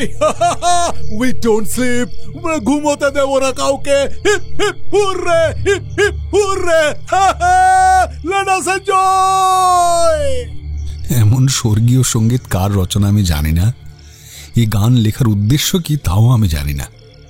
উদ্দেশ্য যেটা প্রধান তা হচ্ছে আমাকে সব রকম ভাবে বিরক্ত করা, আমার ঘুমের মাথা চিবিয়ে খাওয়া। বেশ, তাই হোক। আমি ঘরের আলো নিভিয়ে শুয়ে পড়লাম। তারপর কখন ওদের নাচ গান থেমেছিল জানি না, কিন্তু যখন আমার ঘুম ভাঙল তখন গোটা দোতলাটা শান্ত, নিস্তব্ধ। এরকম মাঝরাতে আমার বড় একটা ঘুম ভাঙে না, কিন্তু হঠাৎ আজ কেন ভাঙল ভাবতে ভাবতে আমি অন্ধকার ঘরের চারিদিক দেখতে লাগলাম। না, অন্য দিনের মতোই সব ঠিকঠাক। আমার ঘরের জানালাগুলো রাত্রিরেও খোলা থাকে। হঠাৎ উত্তর দিকের জানালাটার উপর নজর পড়ল। চমকে উঠলাম, উঠে বসলাম। ভালো করে চোখ রগড়ে দেখলাম, না, ভুল দেখছি না। অনেক দূরে শাল, সেগুন আর অর্জুন গাছের অরণ্যের ঘন কালো অন্ধকারের মাথার উপর অনেকগুলো আলো টিপ টিপ করে জ্বলছে।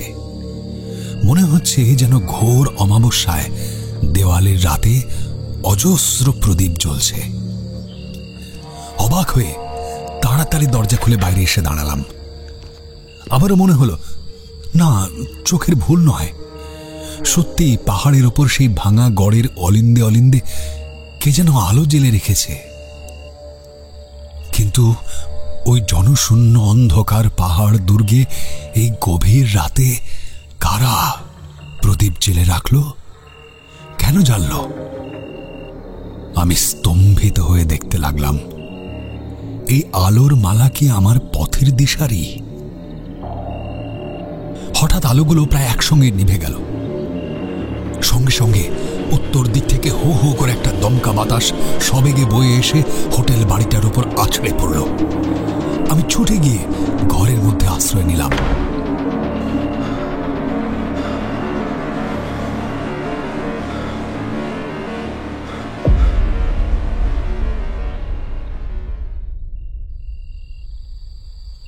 তুলট কাগজের ওপর হাতে লেখা পাণ্ডুলিপিটা পড়তে আমার মাত্র 1 ঘন্টা 15 মিনিট লাগলো।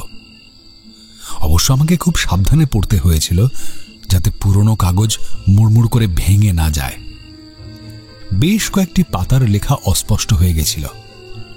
অনেক জায়গায় আবার পোকায় কেটে দেওয়ায় লেখা পরিষ্কার পড়াও যাচ্ছিল না। তবে একটা জিনিস বুঝতে পারছিলাম, স্মিথ সাহেব শুয়ে বসে আরাম করে চা চুরুট খেতে খেতে বই লেখেননি। রুদ্ধশ্বাস বিপদের মুখে দাঁড়িয়ে যা যা রোমাঞ্চকর ঘটনা স্বচক্ষে দেখেছিলেন শুধু সেগুলি নোট নিয়েছিলেন। এমনও হয়েছে কোনো কোনো লাইন শেষ করতেও পারেননি, ফলে বক্তব্য পরিষ্কার হয়নি। আরও একটা ব্যাপার, কোন সময়ে ঘটনা ঘটছে সেই সাল তারিখের কোনো উল্লেখ নেই, নেই কোনো রাজার নাম, এমনকি যে যুবরাজকে হত্যা করা হলো তার নামেরও কোনো উল্লেখ নেই। কাজেই এরকম ডায়েরির কোনো ঐতিহাসিক মূল্যই নেই। এর মধ্যে শুধু আছে একটা দুর্গম পাহাড়ের ওপর কালো রঙের বিরাট একটা দুর্গের কথা, যে দুর্গের মধ্যে প্রাণ ভয়ে গোপনে আশ্রয় নিয়েছিলেন ছেদি রাজবংশের যুবরাজ। যুবরাজ যাতে সিংহাসনে বসতে না পারেন তার জন্যই ছেদি বংশের অন্য শরিকরা তাকে হত্যার ষড়যন্ত্র করেন। যুবরাজ যে শেষ পর্যন্ত পাহাড়ের ওপর পাথরের ওই পরিত্যক্ত ভাঙা দুর্গে ঢুকে লুকিয়ে থাকবেন এটা কেউ ভাবতে পারেনি। ভাবতে পেরেছিলেন শুধু মিস্টার স্মিথ। নিতান্ত অপ্রত্যাশিতভাবে যুবরাজের সঙ্গে কোনো শুভ মুহূর্তে তাঁর বন্ধুত্ব হয়েছিল। সে বিবরণটাও তিনি ডায়েরিতে লিখে গেছেন, তবে তা খুব সংক্ষেপে, একটা কাহিনীর খসড়া হিসেবে। কাহিনীটি এই রকম। ইংরেজরা তখন ভারতবর্ষে একচেটিয়া ব্যবসা চালাবার জন্য দেশ জুড়ে কুঠি স্থাপনের নেশায় মেতে উঠেছে। 1611 খ্রিস্টাব্দ নাগাদ গোলকোন্ডা রাজ্যের অন্তর্গত মুসলিপাটনাম বন্দরে কুঠি স্থাপন করেন। কয়েক বছর পরে তারা পুলিকাটের উত্তরে আরসা গাঁওয়ে কুঠি নির্মাণ করে। 1639 খ্রিস্টাব্দে বিজয়নগরের অন্যতম উত্তরাধিকারী চন্দ্রগিরির রাজার কাছ থেকে জমি নিয়ে ইংরেজরা বর্তমান মাদ্রাজ শহরে ফোর্ট সেন্ট জর্জ নামে নতুন বাণিজ্য কেন্দ্র প্রতিষ্ঠা করে।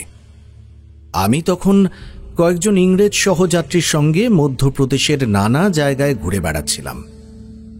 আমাদের উদ্দেশ্য ছিল কোন জায়গার কোন কৃষিজাত দ্রব্য নিয়ে ব্যবসা করলে প্রচুর টাকা উপার্জন হতে পারে সেই খবর সংগ্রহ করা। এরই মধ্যে একদিন আমরা এক ঘন জঙ্গলের মধ্য দিয়ে যাচ্ছিলাম। হঠাৎ একটি বিষধর সাপ আমার পেছনে তাড়া করল। ভয় পেয়ে আমি তাড়াতাড়ি একটা গাছে উঠে পড়লাম। এখন ভাবলে মনে হয় যদি সেদিন আমি একবার চিৎকার করতাম তাহলে হয়তো আমার দুর্ভাগ্য এত দূর গড়াতো না।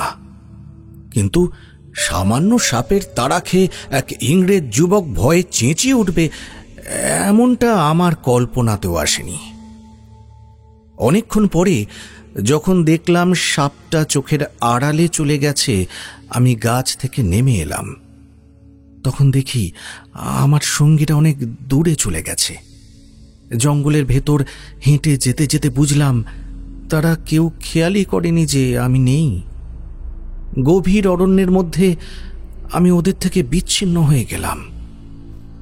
বিপদ যেন পিছু ছাড়ছিল না। পথ হারিয়ে উদ্ভ্রান্তের মতো ঘুরে বেড়াচ্ছিলাম জঙ্গলের মধ্য দিয়ে। হঠাৎ একদল দেশীয় শিকারী আমার ওপর ঝাঁপিয়ে পড়ল। আমার কটা চুল, নীলচে চোখ, সাদা চামড়া দেখে ওরা হতবাক হয়ে গেল। এই ধরনের মানুষ তো ওরা আগে দেখেনি। ওরা আমাকে বন্দি করে বেঁধে রাজবাড়িতে নিয়ে গেল।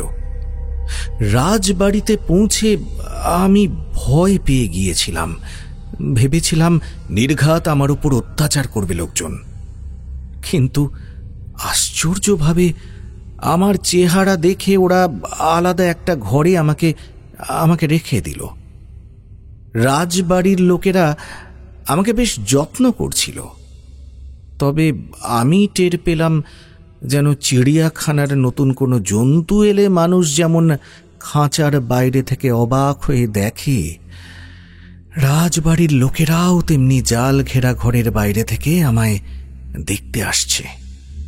রাজবাড়ির যুবরাজ, যার নাম আমি আমার ডায়েরিতে লিখিনি, তিনি ছিলেন একেবারে আলাদা ধরনের মানুষ।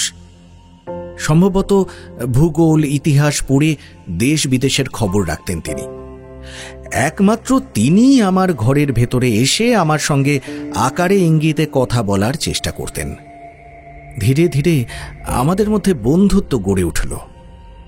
তাঁর সঙ্গে কথা বলতে বলতে আমার ভয়ও অনেকটা কেটে গিয়েছিল। এরপর অনেকগুলো পাতা নেই। এই যুবরাজ যখন বুঝলেন স্মিথ শত্রু নন, তখন তিনি দরজার আগল খুলে দিলেন। ইঙ্গিতে বুঝিয়ে দিলেন স্মিথ এখন থেকে রাজবাড়ির বাইরেও ইচ্ছে মতো ঘুরে বেড়াতে পারবেন। খোঁজ করতে পারেন অন্য সঙ্গীদের। যদি তাদের দেখা পান তাহলে তাদের সঙ্গে চলে যেতে পারেন। যদি দেখা না হয় রাজবাড়িতেই স্বচ্ছন্দে ফিরে আসতে পারেন। সেই মতো স্মিথ সারা দিন দূরে দূরে জঙ্গলে ঘুরতেন। ঘুরতে ঘুরতে একদিন তিনি অদ্ভুত গড় বা দুর্গ দেখতে পেলেন। একটা পাহাড়ের ওপর কেল্লাটা। পাহাড়টা ছোট হলেও জঙ্গলে ঢাকা। একদিন তাড়াতাড়ি দুপুরের খাওয়া সেরে একটা ঝকঝকে ফলা বসানো বর্ষা হাতে স্মিথ সেই পাহাড়ের নিচে এসে দাঁড়ালেন।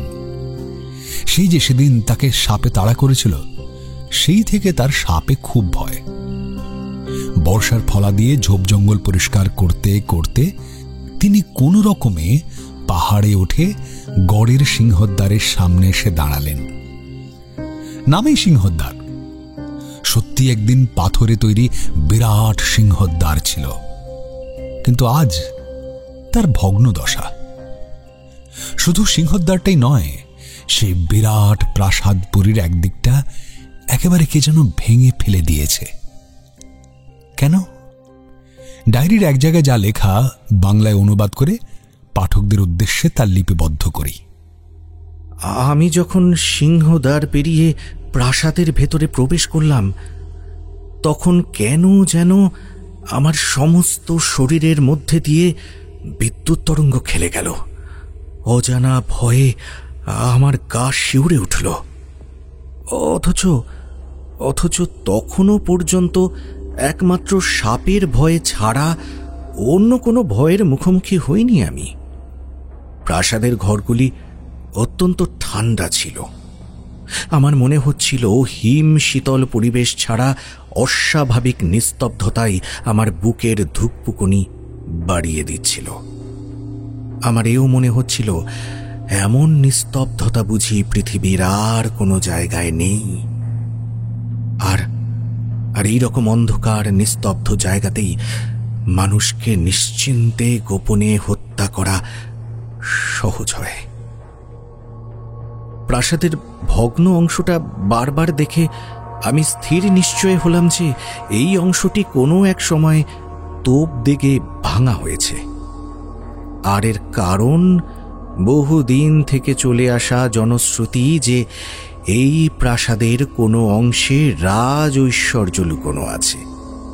আর এই রকম রাজ ঐশ্বর্য যেখানেই গোপনে সঞ্চিত থাকে, সেখানেই তার এক মহাশক্তিধর রক্ষক নিযুক্ত থাকে। এই বিশ্বাস ভারতেও প্রচলিত আছে।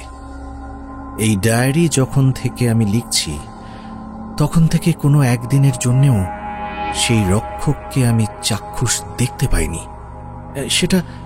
সেটা বড় আশ্চর্য লাগে। আরও কথা এই যে এরপর ডায়েরির কিছু অংশ নষ্ট হয়ে গিয়েছে।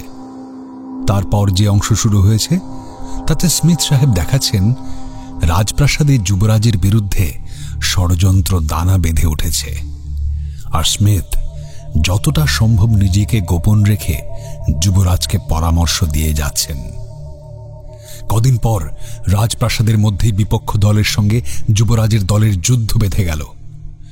যুদ্ধে পরাজিত যুবরাজ কোনো রকমে প্রাণ হাতে করে রাজপ্রাসাদ ছাড়লেন। সঙ্গে বিশ্বস্ত বন্ধুর মতো রইলেন একটি মাত্র মানুষ, স্মিথ রাতের অন্ধকারে যুবরাজের হাত ধরে ভয়াবহ অরণ্য অতিক্রম করে তাকে এনে তুললেন পাহাড়ের ওপরের সেই পাথরের ভাঙা দুর্গে। যুবরাজকে বোঝালেন এই পরিত্যক্ত জায়গায় জনমানব ঢোকে না, তোমার পক্ষে এটাই একমাত্র নিরাপদ আশ্রয়। আমি রোজ একবার করে এখানে লুকিয়ে আসব, তোমার খাবার দিয়ে যাব। একা হলেও ভয় পেও না, এখানে অন্তত একজন প্রচণ্ড শক্তিধর রক্ষক আছে বলে আমি বিশ্বাস করি, যে গুপ্তরাজ ঐশ্বর্য পাহারা দেয়। তাকে চোখে দেখা যায় না, কিন্তু সে আছে। বিপদে তার কাছে আত্মসমর্পণ করো। যুবরাজ একটি কথাও বলেননি। তিনি কিং কর্তব্য বিমূঢ় হয়ে পড়েছিলেন। মাটিতে একটা চাদর পেতে যুবরাজ শুয়ে থাকেন।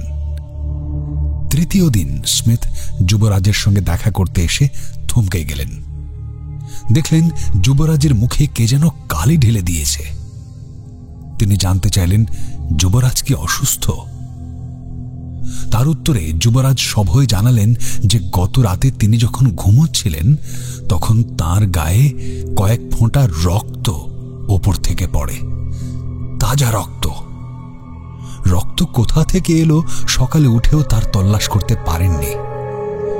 তবে পাথরের দেওয়ালে স্মিথ নিজের চোখে অনেকগুলো রক্তমাখা হাতের ছাপ দেখেছেন, যা আগে কোনো দিন দেখেননি। স্মিথ স্তম্ভিত হয়ে গেলেন। রক্তর ফোঁটা কেমন করে পড়ল পাথরের ছাদ থেকে? পাথরের দেওয়ালে রক্তমাখা অত বড় হাতের ছাপই বা কার? এবার স্মিথকে যুবরাজ ছাড়লেন না, তার কাছে কাছেই থাকতে অনুরোধ করলেন। স্মিথ থেকে গেলেন। সারাদিন প্রাসাদের ছাদ, প্রত্যেকটি ঘর, অলিগলি ভালো করে পরীক্ষা করে দেখলেন, কিন্তু কোনো মানুষের অস্তিত্ব খুঁজে পেলেন না। তার ধারণা ছিল এই প্রাসাদে নিশ্চয়ই গুপ্তধন আছে, আর তা পাহারা দেবার জন্য মহাশক্তি সম্পন্ন কোনো অশরীরী আত্মা নিযুক্ত আছে। আজ এই রক্ত দেখে সেই ধারণা বদ্ধমূল হল। এমনকি যুবরাজের ঘরে রক্তমাখা হাতের ছাপ দেখে তার এমনও মনে হলো কোনো অশুভ ঘটনা খুব তাড়াতাড়ি ঘটতে চলেছে। ঘটনাটা ঘটল সেই রাত্রি। হঠাৎ অন্ধকার অরণ্যের বুক বিদীর্ণ করে জ্বলে উঠল কয়েকশো মশাল। শত্রুপক্ষ হন্যে হয়ে কদিন ধরে খুঁজে বেড়াচ্ছিল যুবরাজকে। তারপরে কি করে যেন ওরা খোঁজ পেল যুবরাজের। তারপরেই ঘটনাটা ঘটে গেল স্মিথের সামনেই। এক মুহূর্ত সময় নষ্ট না করে আত্মরক্ষার জন্য অন্ধকারে গা ঢাকা দিলেন স্মিথ। ডায়েরি প্রায় এখানেই শেষ। তারপরে যেটুকু আছে তার বেশিরভাগ জায়গায় পোকায় কাটা। তবু তা থেকে যেটুকু উদ্ধার করা সম্ভব হলো তা এইরকম। যদিও আমি রাজবাড়ির লোকেদের দৃষ্টি এড়িয়ে সেই রাতে অনেক দূরে পালিয়ে এসেছিলাম এবং পরে একটি নিরাপদ স্থানে আশ্রয় নিয়েছিলাম, তবুও মাঝে মাঝে গভীর রাতে পাহাড়ের ওপর সে গড়ে যেতাম। কি যে এক অসাধারণ শক্তি আমাকে তীব্রভাবে আকর্ষণ করত তা লিখে বোঝানো যাবে না। গভীর রাতে সেই কালো পাথরে তৈরি প্রাসাদের সিংহদ্বার অতিক্রম করে ভেতরে ঢুকতেই দেখতে পেতাম একটা অস্পষ্ট ছায়ামূর্তি সিঁড়ির মাথায় দাঁড়িয়ে আছে। কে সে আমি আজও জানি না। সে কি যুবরাজের প্রেতাত্মা, নাকি গুপ্তরাজ ভাণ্ডারের একমাত্র বিশ্বস্ত প্রহরী? ভয়ে আমার হাত পা হিম হয়ে যায়, তাড়াতাড়ি পালিয়ে আসি। কিন্তু দুদিন পর আবার যাই, আবার তার দেখা পাই, আর লিখতে পারি না। মনে হয় ওইখানেই একদিন আমার মৃত্যু হবে, কারণ ওই তীব্র আকর্ষণ মৃত্যুর হাতছানি ছাড়া আর কিছু নয়।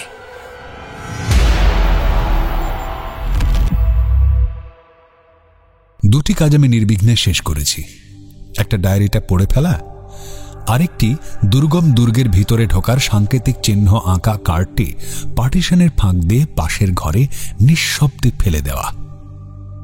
চকটা নিশ্চয় বীরাবাবুর চোখে পড়েছে, কিন্তু সেটা পেয়ে তার মনে যে কি প্রতিক্রিয়া হয়েছে তা আমি এখনো টের পাইনি। সুরঞ্জন বাবুকে ডায়েরিটি ফেরত দেওয়ার সময় তিনি আমাকে জিজ্ঞেস করলেন, সব কথাই আপনি তো জানতে পারলেন। বোধহয় এর থেকে ভালো করে আমি আপনাকে কিছু বলতে পারতাম না। তা ঠিক। তাহলে বুঝতে পারছেন জায়গাটা বিপজ্জনক কি কারণে? বললাম, একটা জিনিস আমার কাছে এখনো স্পষ্ট নয়। আমার কথা চাপা দিয়ে সুরঞ্জন বাবু বললেন, বুঝেছি। জানতে চাইছেন যে প্রেতকায়াকে স্মিথ দেখেছিলেন সেটা কার? রাজভাণ্ডারের কল্পিত অশরীরী রক্ষকের না যুবরাজের? না, ওটা মীমাংসার জন্য আমার আগ্রহ নেই। আমার কৌতূহল পাথরের ছাদ চুঁইয়ে রক্ত পড়া বা দেওয়ালে রক্তমাখা হাতের ছাপ কার? ওটার উত্তর আমিও খুঁজে পাইনি। পরে আর কেউ সেরকম কিছু দেখেছিলেন কিনা সেটাও জানা নেই। মনে রাখতে হবে যে ভৌতিক ব্যাপারটাই তো রহস্যময়, তাই না? বলতে পারেন স্মিথ কোথায় মারা গিয়েছিলেন? দেখুন, সঠিক তো বলতে পারবো না, তবে ডায়েরিটা নাকি পাওয়া গিয়েছিল পাহাড়ের ওপরের ওই গড়েই। তাহলে তো বোঝাই যাচ্ছে ওই গড়ের তীব্র আকর্ষণে স্মিথ বারে বারে ছুটে গিয়েছিলেন, তারপর আলোর পোকার মতো ওখানেই একদিন শেষ হয়ে যান। সুরঞ্জনবাবু কিছুক্ষণ চুপ করে থেকে বললেন, হয়তো তাই তাই আমি বলি, দূর পাহাড়ের ওপর ওই কেল্লার মায়াবী আকর্ষণে যে ছুটে যাবে তাকেই মরতে হবে। আচ্ছা সুরঞ্জনবাবু, পাথরের তৈরি ভাঙাচোরা একটা কেল্লা সত্যি হাতছানি দিয়ে মরণ ডাক ডাকে? আপনি তো দেখছি মশাই মোহগ্রস্ত হয়ে পড়েছেন।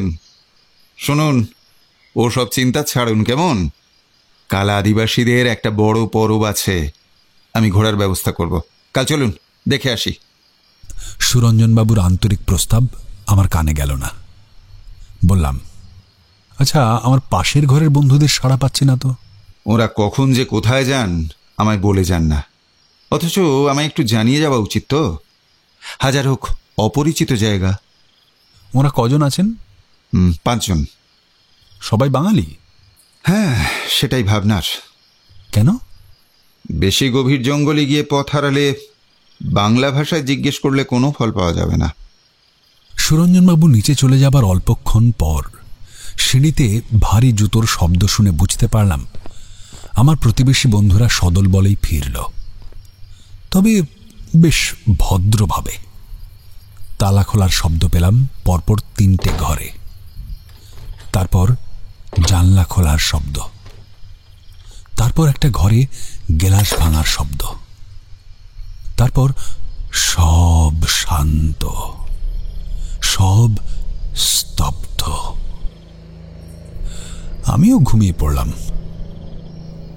অনেক রাতে হঠাৎ আমার ঘুমটা ভেঙে গেল। দূরে কোথায় যেন ঘোড়ার খুরের শব্দ আস্তে আস্তে মিলিয়ে যাচ্ছে। হঠাৎ এখানে ঘোড়ার খুরের শব্দ কোথা থেকে এলো ভাবতে গিয়ে মনে পড়ল, আজই সন্ধ্যাবেলা সুরঞ্জনবাবু আদিবাসীদের পরব দেখতে যাবার জন্য ঘোড়ার ব্যবস্থা করে রাখবেন বলেছিলেন। তিনি ভালো কথাই বলেছিলেন, কিন্তু একজন পুরোদস্তুর শহরবাসী যে কোনোদিন ঘোড়ায় চড়েনি, সে এই জঙ্গল পাহাড়ের রাস্তায় কিভাবে ঘোড়া চালাবে, সে অসম্ভব অবাস্তব ব্যাপারটা বোধহয় ঘুমিয়ে পড়ার আগে পর্যন্ত মাথায় ঘুরছিল। তারই ফলে স্বপ্নের মধ্যে ঘোড়ার খুরের শব্দ শুনেছি। ঘুম ভাঙতে দেখলাম উত্তর দিকের জানলা দিয়ে এক রাশ চাঁদের আলো এসে মেঝেতে লুটিয়ে পড়েছে। এখানে এসে এমন চাঁদের আলো দেখতে পাবো আশা করিনি। ধীর মন্থর পায়ে উঠে বেরিয়ে এলাম। এই আমার সেই প্রিয় বারান্দা।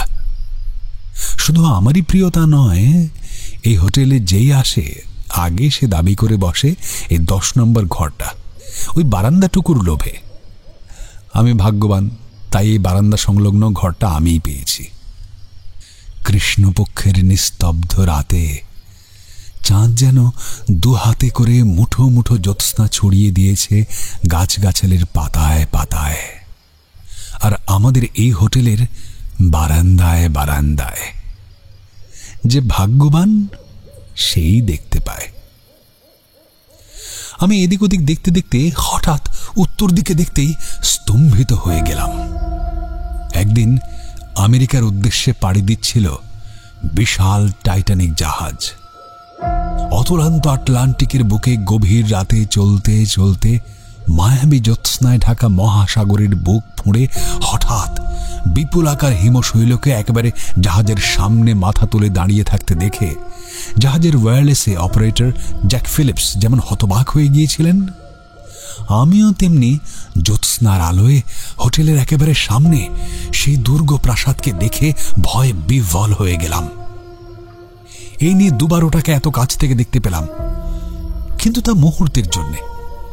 অল্প পরেই সেটা অদৃশ্য হয়ে গেল। তারপরেও কতক্ষণ খোলা বারান্দায় আমি দাঁড়িয়েছিলাম খেয়াল ছিল না। এক সময়ে হোঁশ হলো। রাত বোধহয় তখন 3টে। আমি ধীরে ধীরে ঘরে এসে ঢুকলাম।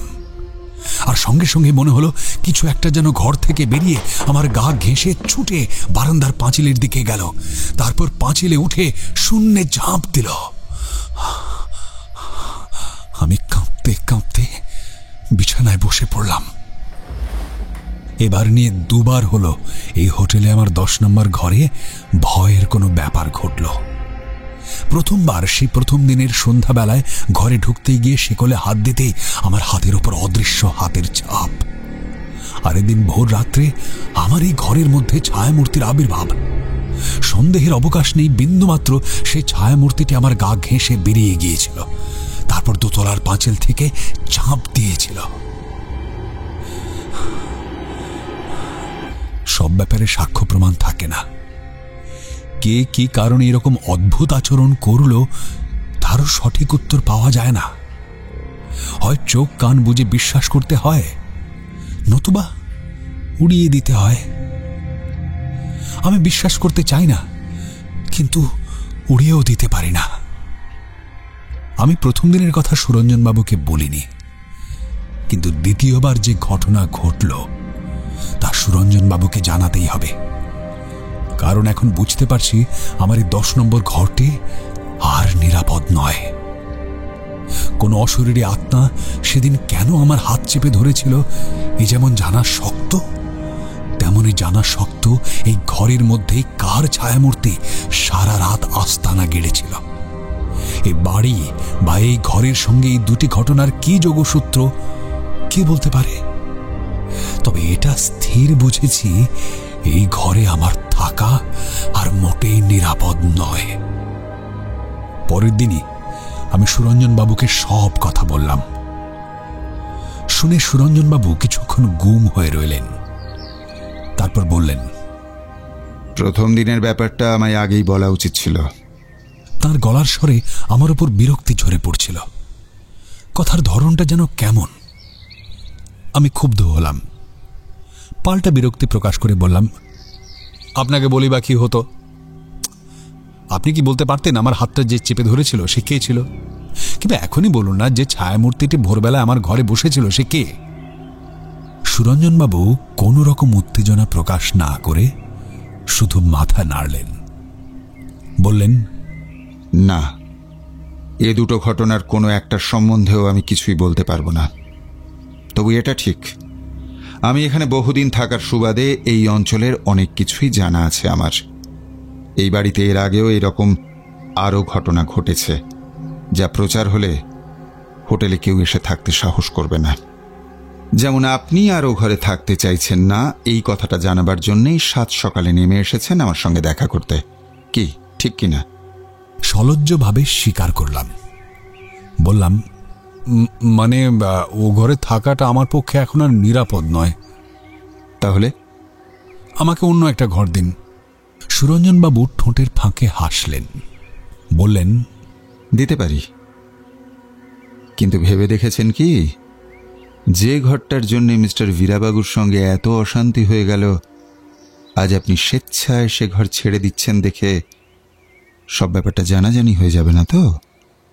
শেষ পর্যন্ত ভূতের ভয়ে আপনি ঘর ছাড়লেন, এটা প্রচার হলে আপনার সম্মান থাকবে? আমি কিছুক্ষণ চুপ করে থেকে বললাম, কিন্তু ওই ঘরে থাকা কি আর সম্ভব? খুব সম্ভব। বেশ কদিন তো ওই ঘরেই রইলেন, তেমন কোনো অসুবিধা হয়েছে কি? তবে বাকি যে কটা দিন এখানে থাকবেন ভাবছেন, সে কটা দিন চোখ বুজে ভগবানের নাম করে কাটিয়ে দিন, দেখবেন বিপদ আপনার ধারে কাছেও ঘেঁচতে পারবে না। সুরঞ্জনবাবুর পরামর্শ ভালোই লাগলো। সত্যি আজ যদি 10 নম্বর ঘরটা ছেড়ে দিয়ে অন্য ঘরে চলে যায়, তাহলে ভীরাবাবু আর তার দলবল যে হাসবে। ভূতের ভয় জীবনে আমি কখনো করিনি। আর সবচেয়ে মজার কথা হচ্ছে, আজ বাদে কাল যখন কলকাতায় ফিরে যাব, তখন সেই চিরপরিচিত আলো, পাখা, টিভি আর ক্রমাগত ট্রামবাসের যান্ত্রিক শব্দের মধ্যে বসে সুদূর ছত্তিশগড়ের কোনো এক অখ্যাত জায়গায় কয়েকদিনের এই রোমাঞ্চকর অভিজ্ঞতার কথা মনেই পড়বে না। কাজেই ঘর বদলাবার কথা চিন্তা না করে মনে সাহস নিয়ে ওই 10 নম্বরেই থেকে গেলাম। এরপর কয়েকটি দিন উত্তর দিকে তাকাইনি। ভুলতে চেষ্টা করেছিলাম সেই রহস্যময় দুর্গের কথা। এদিকে গত দুদিন মিস্টার বীরাবাগুদের গলা শুনতে পাচ্ছি না। তারা এখানে আছেন কিনা তাও সঠিক জানি না, জানতে ইচ্ছেও করে না। এরই মধ্যে অন্যমনস্ক থাকার জন্য একদিন বস্তার জেলার যুবক যুবতীদের কর্মা নৃত্য দেখে এলাম। কর্মা দেবীকে খুশি করার জন্যই আদিবাসীরা এই নাচ গানের অনুষ্ঠান করে। সঙ্গে থাকে মাদল, ঝাঁঝ আর ঢোল। বেশ কয়েক ঘন্টা আনন্দে কেটে যায়। ও অঞ্চলে একদিন রাউত নাচ উৎসবও দেখলাম। আমাদের পশ্চিমবাংলায় যাদের গোয়ালা বলে, রাউত হচ্ছে সেই জাত। এরা গো সেবা করে, দুধ দই বিক্রি করে। এই রাউতরা নিজেদের কৃষ্ণের বংশধর বলে মনে করে আর গোবর্ধনের পুজো করে। এমনিভাবে 3-4 দিন কেটে গেল। বেশ ভুলেই গিয়েছিলাম অলৌকিক ব্যাপারগুলোর কথা। কিন্তু হঠাৎ সেদিন ঘটল একটা কাণ্ড। সকালবেলাতেই সুরঞ্জনবাবু হন্তদন্ত হয়ে আমার ঘরে এসে হাজির। জিজ্ঞেস করলাম, কি ব্যাপার হঠাৎ এইভাবে? খুব মুশকিলে পড়েছি সোমেশ্বর বাবু। আজ 4 দিন হলো মিস্টার বীরাবাগু বা তার সঙ্গীদের কোনো খবর নেই। সে কি, 4 দিন কোনো খবর নেই? আমিও ওদের কদিন না দেখে অবাক হচ্ছিলাম। কোথায় গেছেন কিছু বলে যাননি? অনেকেই বলে যান না, আমি নিজে থেকে জিজ্ঞাসাও করি না। তবে এই সব অজানা অচেনা জায়গায় আমাকে একটু বলে গেলে ভালো হয়। এই সাধারণ জ্ঞানটুকু অনেকের থাকে না। 4 দিন আগে মিস্টার বীরাবাগু কখন বেরিয়েছিলেন? কদিন থেকেই বীরাবাগু বলছিলেন পাহাড়ের ওপর ওই পুরনো গড়টা দেখতে যাবেন। তা আমি নিষেধ করেছিলাম, কিন্তু উনি গুরুত্বই দেননি। তারপর ওই দিন সকাল সকাল খেয়ে ওরা বেরিয়ে গেলেন। ইচ্ছে করেই জিজ্ঞেস করিনি কোথায় যাচ্ছেন। তবে আমি নিশ্চিত যে উনি সদল বলে ওই পাহাড়টাতেই গেছেন। তারপর থেকে এখনো ফেরেননি। ওখানে রাত্রিরে থাকার ব্যবস্থা আছে? আমার বোকার মতো কথা শুনে উনি একটু হাসলেন। বললেন, আমি কখনো ওখানে যাইনি, যাবার দরকারও হয়নি। তবে স্মিথের ডায়েরি তো আপনি পড়েছেন। সেখানে কোথায় কিভাবে যুবরাজ বা স্মিথ নিজে রাত্রিবাস করেছিলেন সেটুকু থেকে যা জানা যায়। ওখানে পৌঁছে কিছুক্ষণ বিশ্রাম করে ফিরতে কত সময় লাগতে পারে? ঘোড়ায় চেপে গেলেও ফিরতে ফিরতে সন্ধে হয়ে যাবে। তারপর অন্ধকারে এগোনো যায় না। তবে তবে ভোরবেলায় বেরিয়ে গেলে সন্ধ্যের মুখে ফেরা সম্ভব। আপনার কি ধারণা ওনারা ওখানেই গেছেন? ধারণা নয়, জানতে পেরেছি মিস্টার বীরাবাগু শুধু নিজের সঙ্গীদের নিয়েই নয়, কয়েকজন আদিবাসীকেও মোটা টাকার লোভ দেখিয়ে সঙ্গে নিয়ে গেছেন। এই খবর আপনি কার কাছ থেকে পেলেন? ওই আদিবাসী পাড়া থেকে। বলে চিন্তায় যেন ভেঙে পড়লেন। কিছুক্ষণ পর সুরঞ্জনবাবু বললেন, এই যে আমার হোটেল থেকে 4 জন মানুষ আর তার সঙ্গে কয়েকজন আদিবাসী উধাও হয়ে গেল, তার জন্য পরে হয়তো আমাকেই জবাবদিহি করতে হবে। তাহলে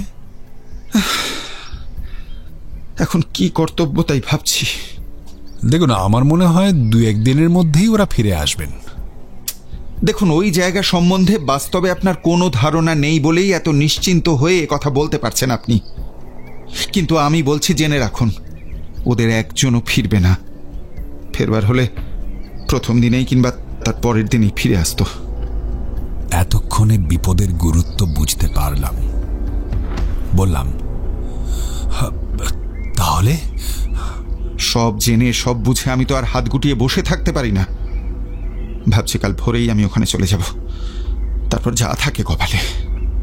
আপনি একলা যাবেন? তাছাড়া নিশ্চিত বিপদের মুখে কাকে টানবো আমি? ঠিক আছে সুরঞ্জনবাবু, আমি আপনার সঙ্গে যাব। সুরঞ্জনবাবু কিছুক্ষণ অবাক হয়ে আমার দিকে তাকিয়ে রইলেন। তারপর বললেন, আপনি কি কথাটা ভালো করে ভেবে বলছেন? হ্যাঁ, একেবারে মনস্থির করে বলছি। তবে আমার মনে হয় সব ব্যাপারটা সদরে জানিয়ে রাখা আপনার কর্তব্য।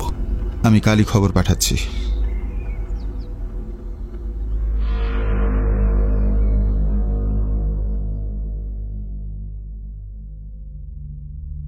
এই অঞ্চলে আদিবাসীরা পালকির মতো দোলায় এক একজন লোক চাপিয়ে দৌড়তে দৌড়তে দূর পথ পার হয়ে যায়। এরা এতই গরিব আর এতই অল্পে তুষ্ট যে এই দোলায় নিয়ে যাবার জন্য যে পারিশ্রমিক চায় তা নিতান্তই সামান্য। আমরা দুজনে 2টো দোলায় চেপে ভোরবেলায় রওনা হয়ে সেই পাহাড়ের নিচে যখন পৌঁছলাম, বেলা তখন 12:20 চারিদিক নিস্তব্ধ। মাঝে মাঝে জোর বাতাস বইছে। সেই বাতাসের ঝাপটায় গাছের পাতা খসে পড়ছে টুপটাপ। আশ্চর্য, পাতা খসার শব্দটুকু ছাড়া আর কোনো শব্দ নেই। এত গভীর জঙ্গলেও পাখির ডাক শুনতে পেলাম না। বেজি যদিও বা দু চারটে চোখে পড়েছে, কিন্তু তারাও যেন সদা ত্রস্ত। এত ভয় কিসের কি জানে। দোলার বাহকদের প্রচুর জলযোগের ব্যবস্থা করে আমরা পাহাড়ে উঠতে লাগলাম। যতই উপরে উঠতে লাগলাম ততই স্মিথ সাহেবের ডায়েরির কথা মনে পড়তে লাগলো। তাতে জঙ্গলে ঢাকা পাহাড়ের যে বর্ণনা পড়েছিলাম হুবহু মিলে যাচ্ছে, অথচ সে আজ কত বৎসর আগের লেখা। আমার আগে আগে কখনো হেঁট হয়ে, কখনো দু জানুর ওপর ভর দিয়ে, কখনো বা হামাগুড়ি দিয়ে উঠছেন সুরঞ্জন বাবু। আমি ঠিক তার পিছনে। পাহাড়ে ওঠা সুরঞ্জন বাবুর অভিজ্ঞতা আছে কিনা জানি না। আমার যা আছে তাও ওই দেওঘরের নন্দন পাহাড়, বড় জোর গিরিডির খ্রিস্টান হিল পর্যন্ত। কিন্তু এই পাহাড় একেবারে অন্য জাতের, একেবারে বুনো পাহাড়। সময়ে সময়ে গাছের শিকড় পর্যন্ত ধরে উঠতে হচ্ছে। উঠছি, আরেকবার করে মাথা তুলে দেখছি আরো কতটা উঠতে হবে। কিন্তু সুরঞ্জনবাবু এক মনে উঠেই যাচ্ছেন। মাঝে মাঝে সতর্কভাবে এপাশ ওপাশ দেখছেন, পাছে কোনো বুনো জন্তুর সামনে না পড়ে যান। এতক্ষণ যে তেমন কোনো জন্তু জানোয়ারের মুখোমুখি হইনি, এটাই আশ্চর্য। প্রায় ঘন্টা খানেক পর আমরা পাহাড়ের ওপর উঠলাম। না, নিতান্ত ছোট পাহাড় নয়। একবার চারিদিক তাকিয়ে দেখলাম কেমন যেন খাঁ খাঁ করছে। সামনেই কালো পাথরের গড়টা তর্জনী তুলে যেন আমাদের সাবধান করে দিচ্ছে। গড়টা প্রায় গোটা পাহাড় জুড়ে। সামনের দিকটা অক্ষত, কিন্তু স্মিথ সাহেব বর্ণিত সিংহদ্বার দিয়ে দুপা ভেতরে যেতেই দেখা গেল পিছনের দিকটা ভেঙে ঝুলছে। অনুমান করলাম গুপ্তধন যদি সত্যিই কোথাও থাকে তাহলে ভাঙা অংশের দিকটাতেই আছে। আর মিস্টার বীরাবাগুর দলবলকে যদি খুঁজতে হয় তাহলে ওই দিকেই। সিংহদ্বারের মধ্যে দিয়ে আমরা দুজনে এগিয়ে চললাম। কয়েক পা যেতেই হঠাৎ টেম্পারেচারটা যেন হু হু করে নেমে গেল। অবাক হয়ে গেলাম, এত ঠান্ডা। মনে পড়ল স্মিথও তার ডায়েরিতে এইরকম শীতের কথা লিখেছিলেন। প্রকৃতির কোন খেয়ালিপনায় হঠাৎ জলবায়ুর এই পরিবর্তন তা আমরা বুঝে উঠতে পারলাম না। এই মুহূর্তে এমন একটি প্রাচীন গড়ে এসে ঢুকেছি যে গড়ের পাথরে পাথরে তাপমাত্রার বৈশিষ্ট্য আমাদের জ্ঞানের বাইরে। শুধু তাপমাত্রার বৈশিষ্ট্যই নয়, সামনের হলঘরটার মধ্যে ঢুকতেই যে কি করে রাশি রাশি কুয়াশা চারিদিকের অলিন্দ ঘুলঘুলির মধ্যে দিয়ে আমাদের ঢেকে ফেলল তাও আমাদের জ্ঞানের বাইরে। আমরা সেই গাঢ় কুয়াশার মধ্যে দিয়ে এগিয়ে চললাম। কোথায় কোন ঘরে বা বারান্দার দিকে চলেছি বুঝতে পারলাম না। এক সময় সুরঞ্জন বাবুকে সতর্ক করার উদ্দেশ্যে তার হাতটা ধরতে গিয়ে যখন তার অস্তিত্বটাই টের পেলাম না, তখনই বুঝলাম আমরা দুজনে দুদিকে ছিটকে পড়েছি। আর এই সময় গলা তুলে ডাকতে সাহস পেলাম না। নিঃশব্দেই এগিয়ে চললাম। হাত দিয়ে দেওয়াল ছুঁতে গিয়ে বুঝলাম আমরা অন্য একটা ঘরে ঢুকে পড়েছি। আর এই ঘরে ঢোকা মাত্র কুয়াশা কোথায় যেন চলে গেল। আমি হাঁপ ছেড়ে বাঁচলাম। একবার এদিক ওদিক তাকিয়ে সুরঞ্জন বাবুকে খোঁজবার চেষ্টা করলাম, কিন্তু কোথাও তার কোনো চিহ্ন পেলাম না। আমি গলার স্বর উঁচু করে ডাকলাম, সুরঞ্জন বাবু, সুরঞ্জন বাবু। পাথরের দেওয়ালে ধাক্কা খেয়ে আমার কণ্ঠস্বর বাতাসে মিলিয়ে গেল। ভয় পেলাম, কোথায় গেল মানুষটা? আমি ঘরের দক্ষিণ দিকের অলিন্দে এসে দাঁড়ালাম। নিচে নিস্তব্ধ বনভূমির মধ্যে থেকে অনেক মিলিত কণ্ঠের অস্পষ্ট গান শোনা গেল, কিন্তু কাউকে দেখা গেল না। অবাক হলাম, এখানে কারা গান করছে? কালো পাথরের মোটা একটা থামের পাশ দিয়ে পাক খেয়ে সরু একটা বারান্দা আরো ভেতরে চলে গেছে। সুরঞ্জন বাবুকে খুঁজে বার করার জন্য সেই পথ ধরে ভেতরের দিকে চললাম। এখানেও একটা ঘর, তবে খুবই ছোট। ভেতরে ঢুকতেই থমকে দাঁড়িয়ে পড়লাম। দেখলাম মেঝের ওপর স্তূপ করে রাখা হয়েছে এক রাশ মোটা মোটা সাদা মোমবাতি। এমনভাবে মোমবাতিগুলো পড়ে আছে যেন মনে হচ্ছে এইমাত্র কেউ মোমগুলো তৈরি করছিল, হঠাৎ লুকিয়ে পড়েছে কাছেই কোথাও। কয়েক মুহূর্তের জন্য আমি বুদ্ধিভ্রষ্ট হয়ে পড়লাম। এত মোম কে তৈরি করছিল, কেন করছিল? তখনই মনে পড়ল, সেদিন গভীর রাতে হোটেল থেকে প্রাসাদের অলিন্দে অলিন্দে আলো জ্বলতে দেখেছিলাম বটে। এখন দেখছি সে আলো মোমের আলো, আর এইখানেই তার সৃষ্টি। এত বড় গড়কে আলোকসজ্জায় সাজাতে কম বাতি লাগে না জানি, তা বলে এত বাতি?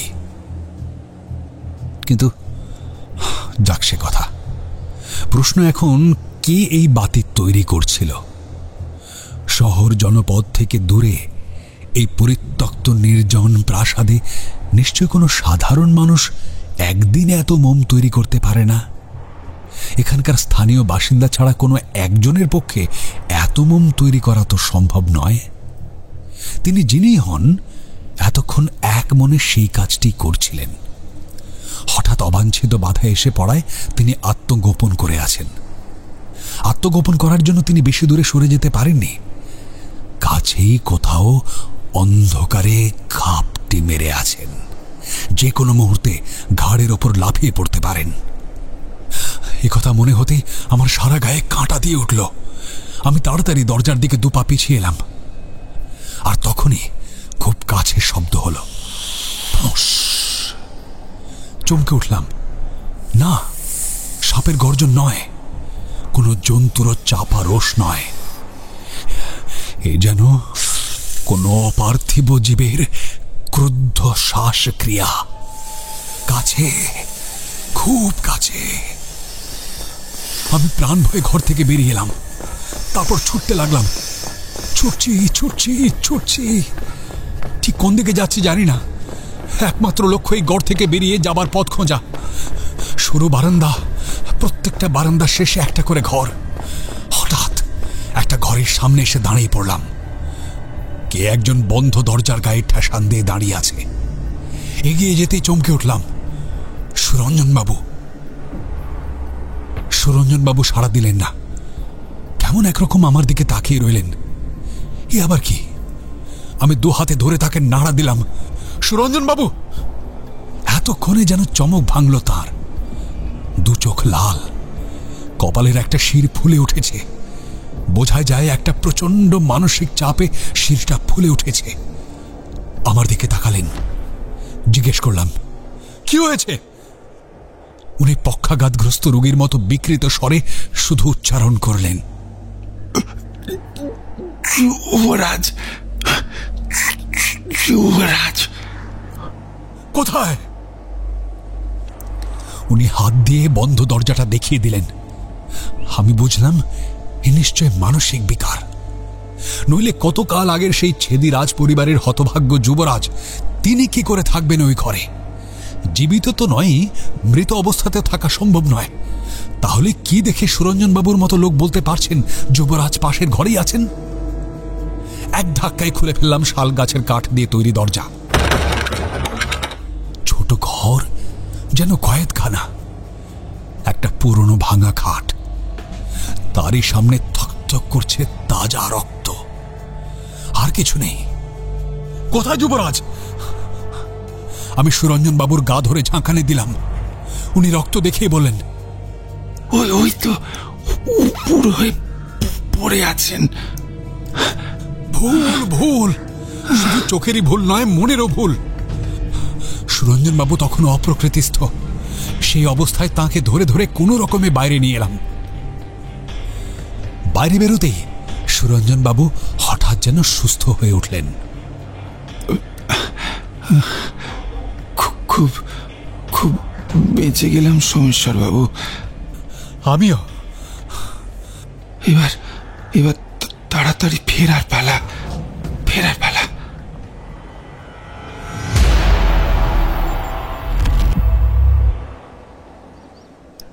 আদিবাসী বেয়ারারা প্রস্তুত হয়েই ছিল।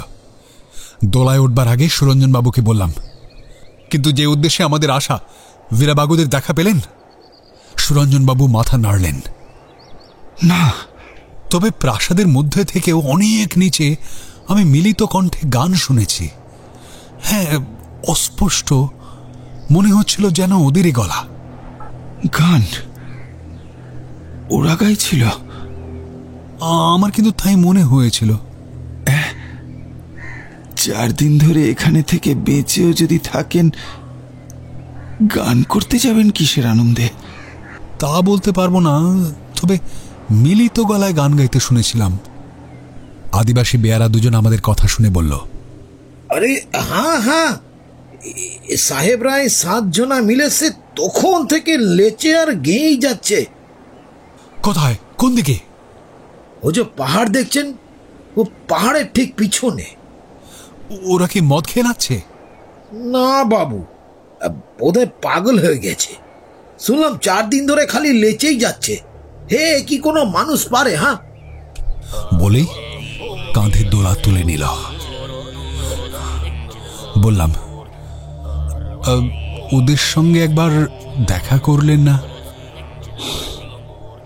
দেখা করে সম্ভবত আর লাভ নেই। সদরে খবর দিয়ে এসেছি, পুলিশ এলে এখানে পাঠিয়ে দেব। ওরাই যা করার করবে।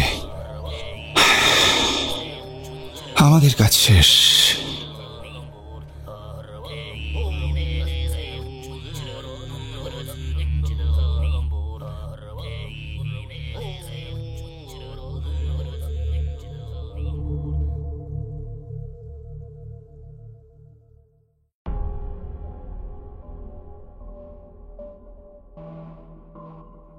আজ কাহনে শুনলেন শ্রদ্ধেয় মানবেন্দ্র পালের কাহিনী ছত্রিশগড়ের ভাঙা গড়। গল্পটা যদি আপনাদের ভালো লাগে তাহলে প্লিজ গল্পতে একটা লাইক করে কাহনে একটা সাবস্ক্রাইব করে দেবেন কাইন্ডলি। গল্প পাঠিয়েছিলেন অর্পণ কুমার শর্মা। অন্যান্য চরিত্রে সঞ্জয়, সুদীপ্ত, অর্ণব, অভিষেক ও সোমক। সম্পাদনা ও আবহ শুভজিৎ। প্রচ্ছদ সুজয়। সমগ্র পরিচালনা RJ অর্ণব। গল্পটা আপনাদের কেমন লাগলো কমেন্টে অবশ্যই জানাবেন, কিন্তু আপনাদের ফিডব্যাকের অপেক্ষায় থাকবো আমরা। আগামী সপ্তাহে আরও একটি দুর্দান্ত গল্প নিয়ে ফিরবে কাহন। সাহিত্য দীর্ঘজীবী হোক।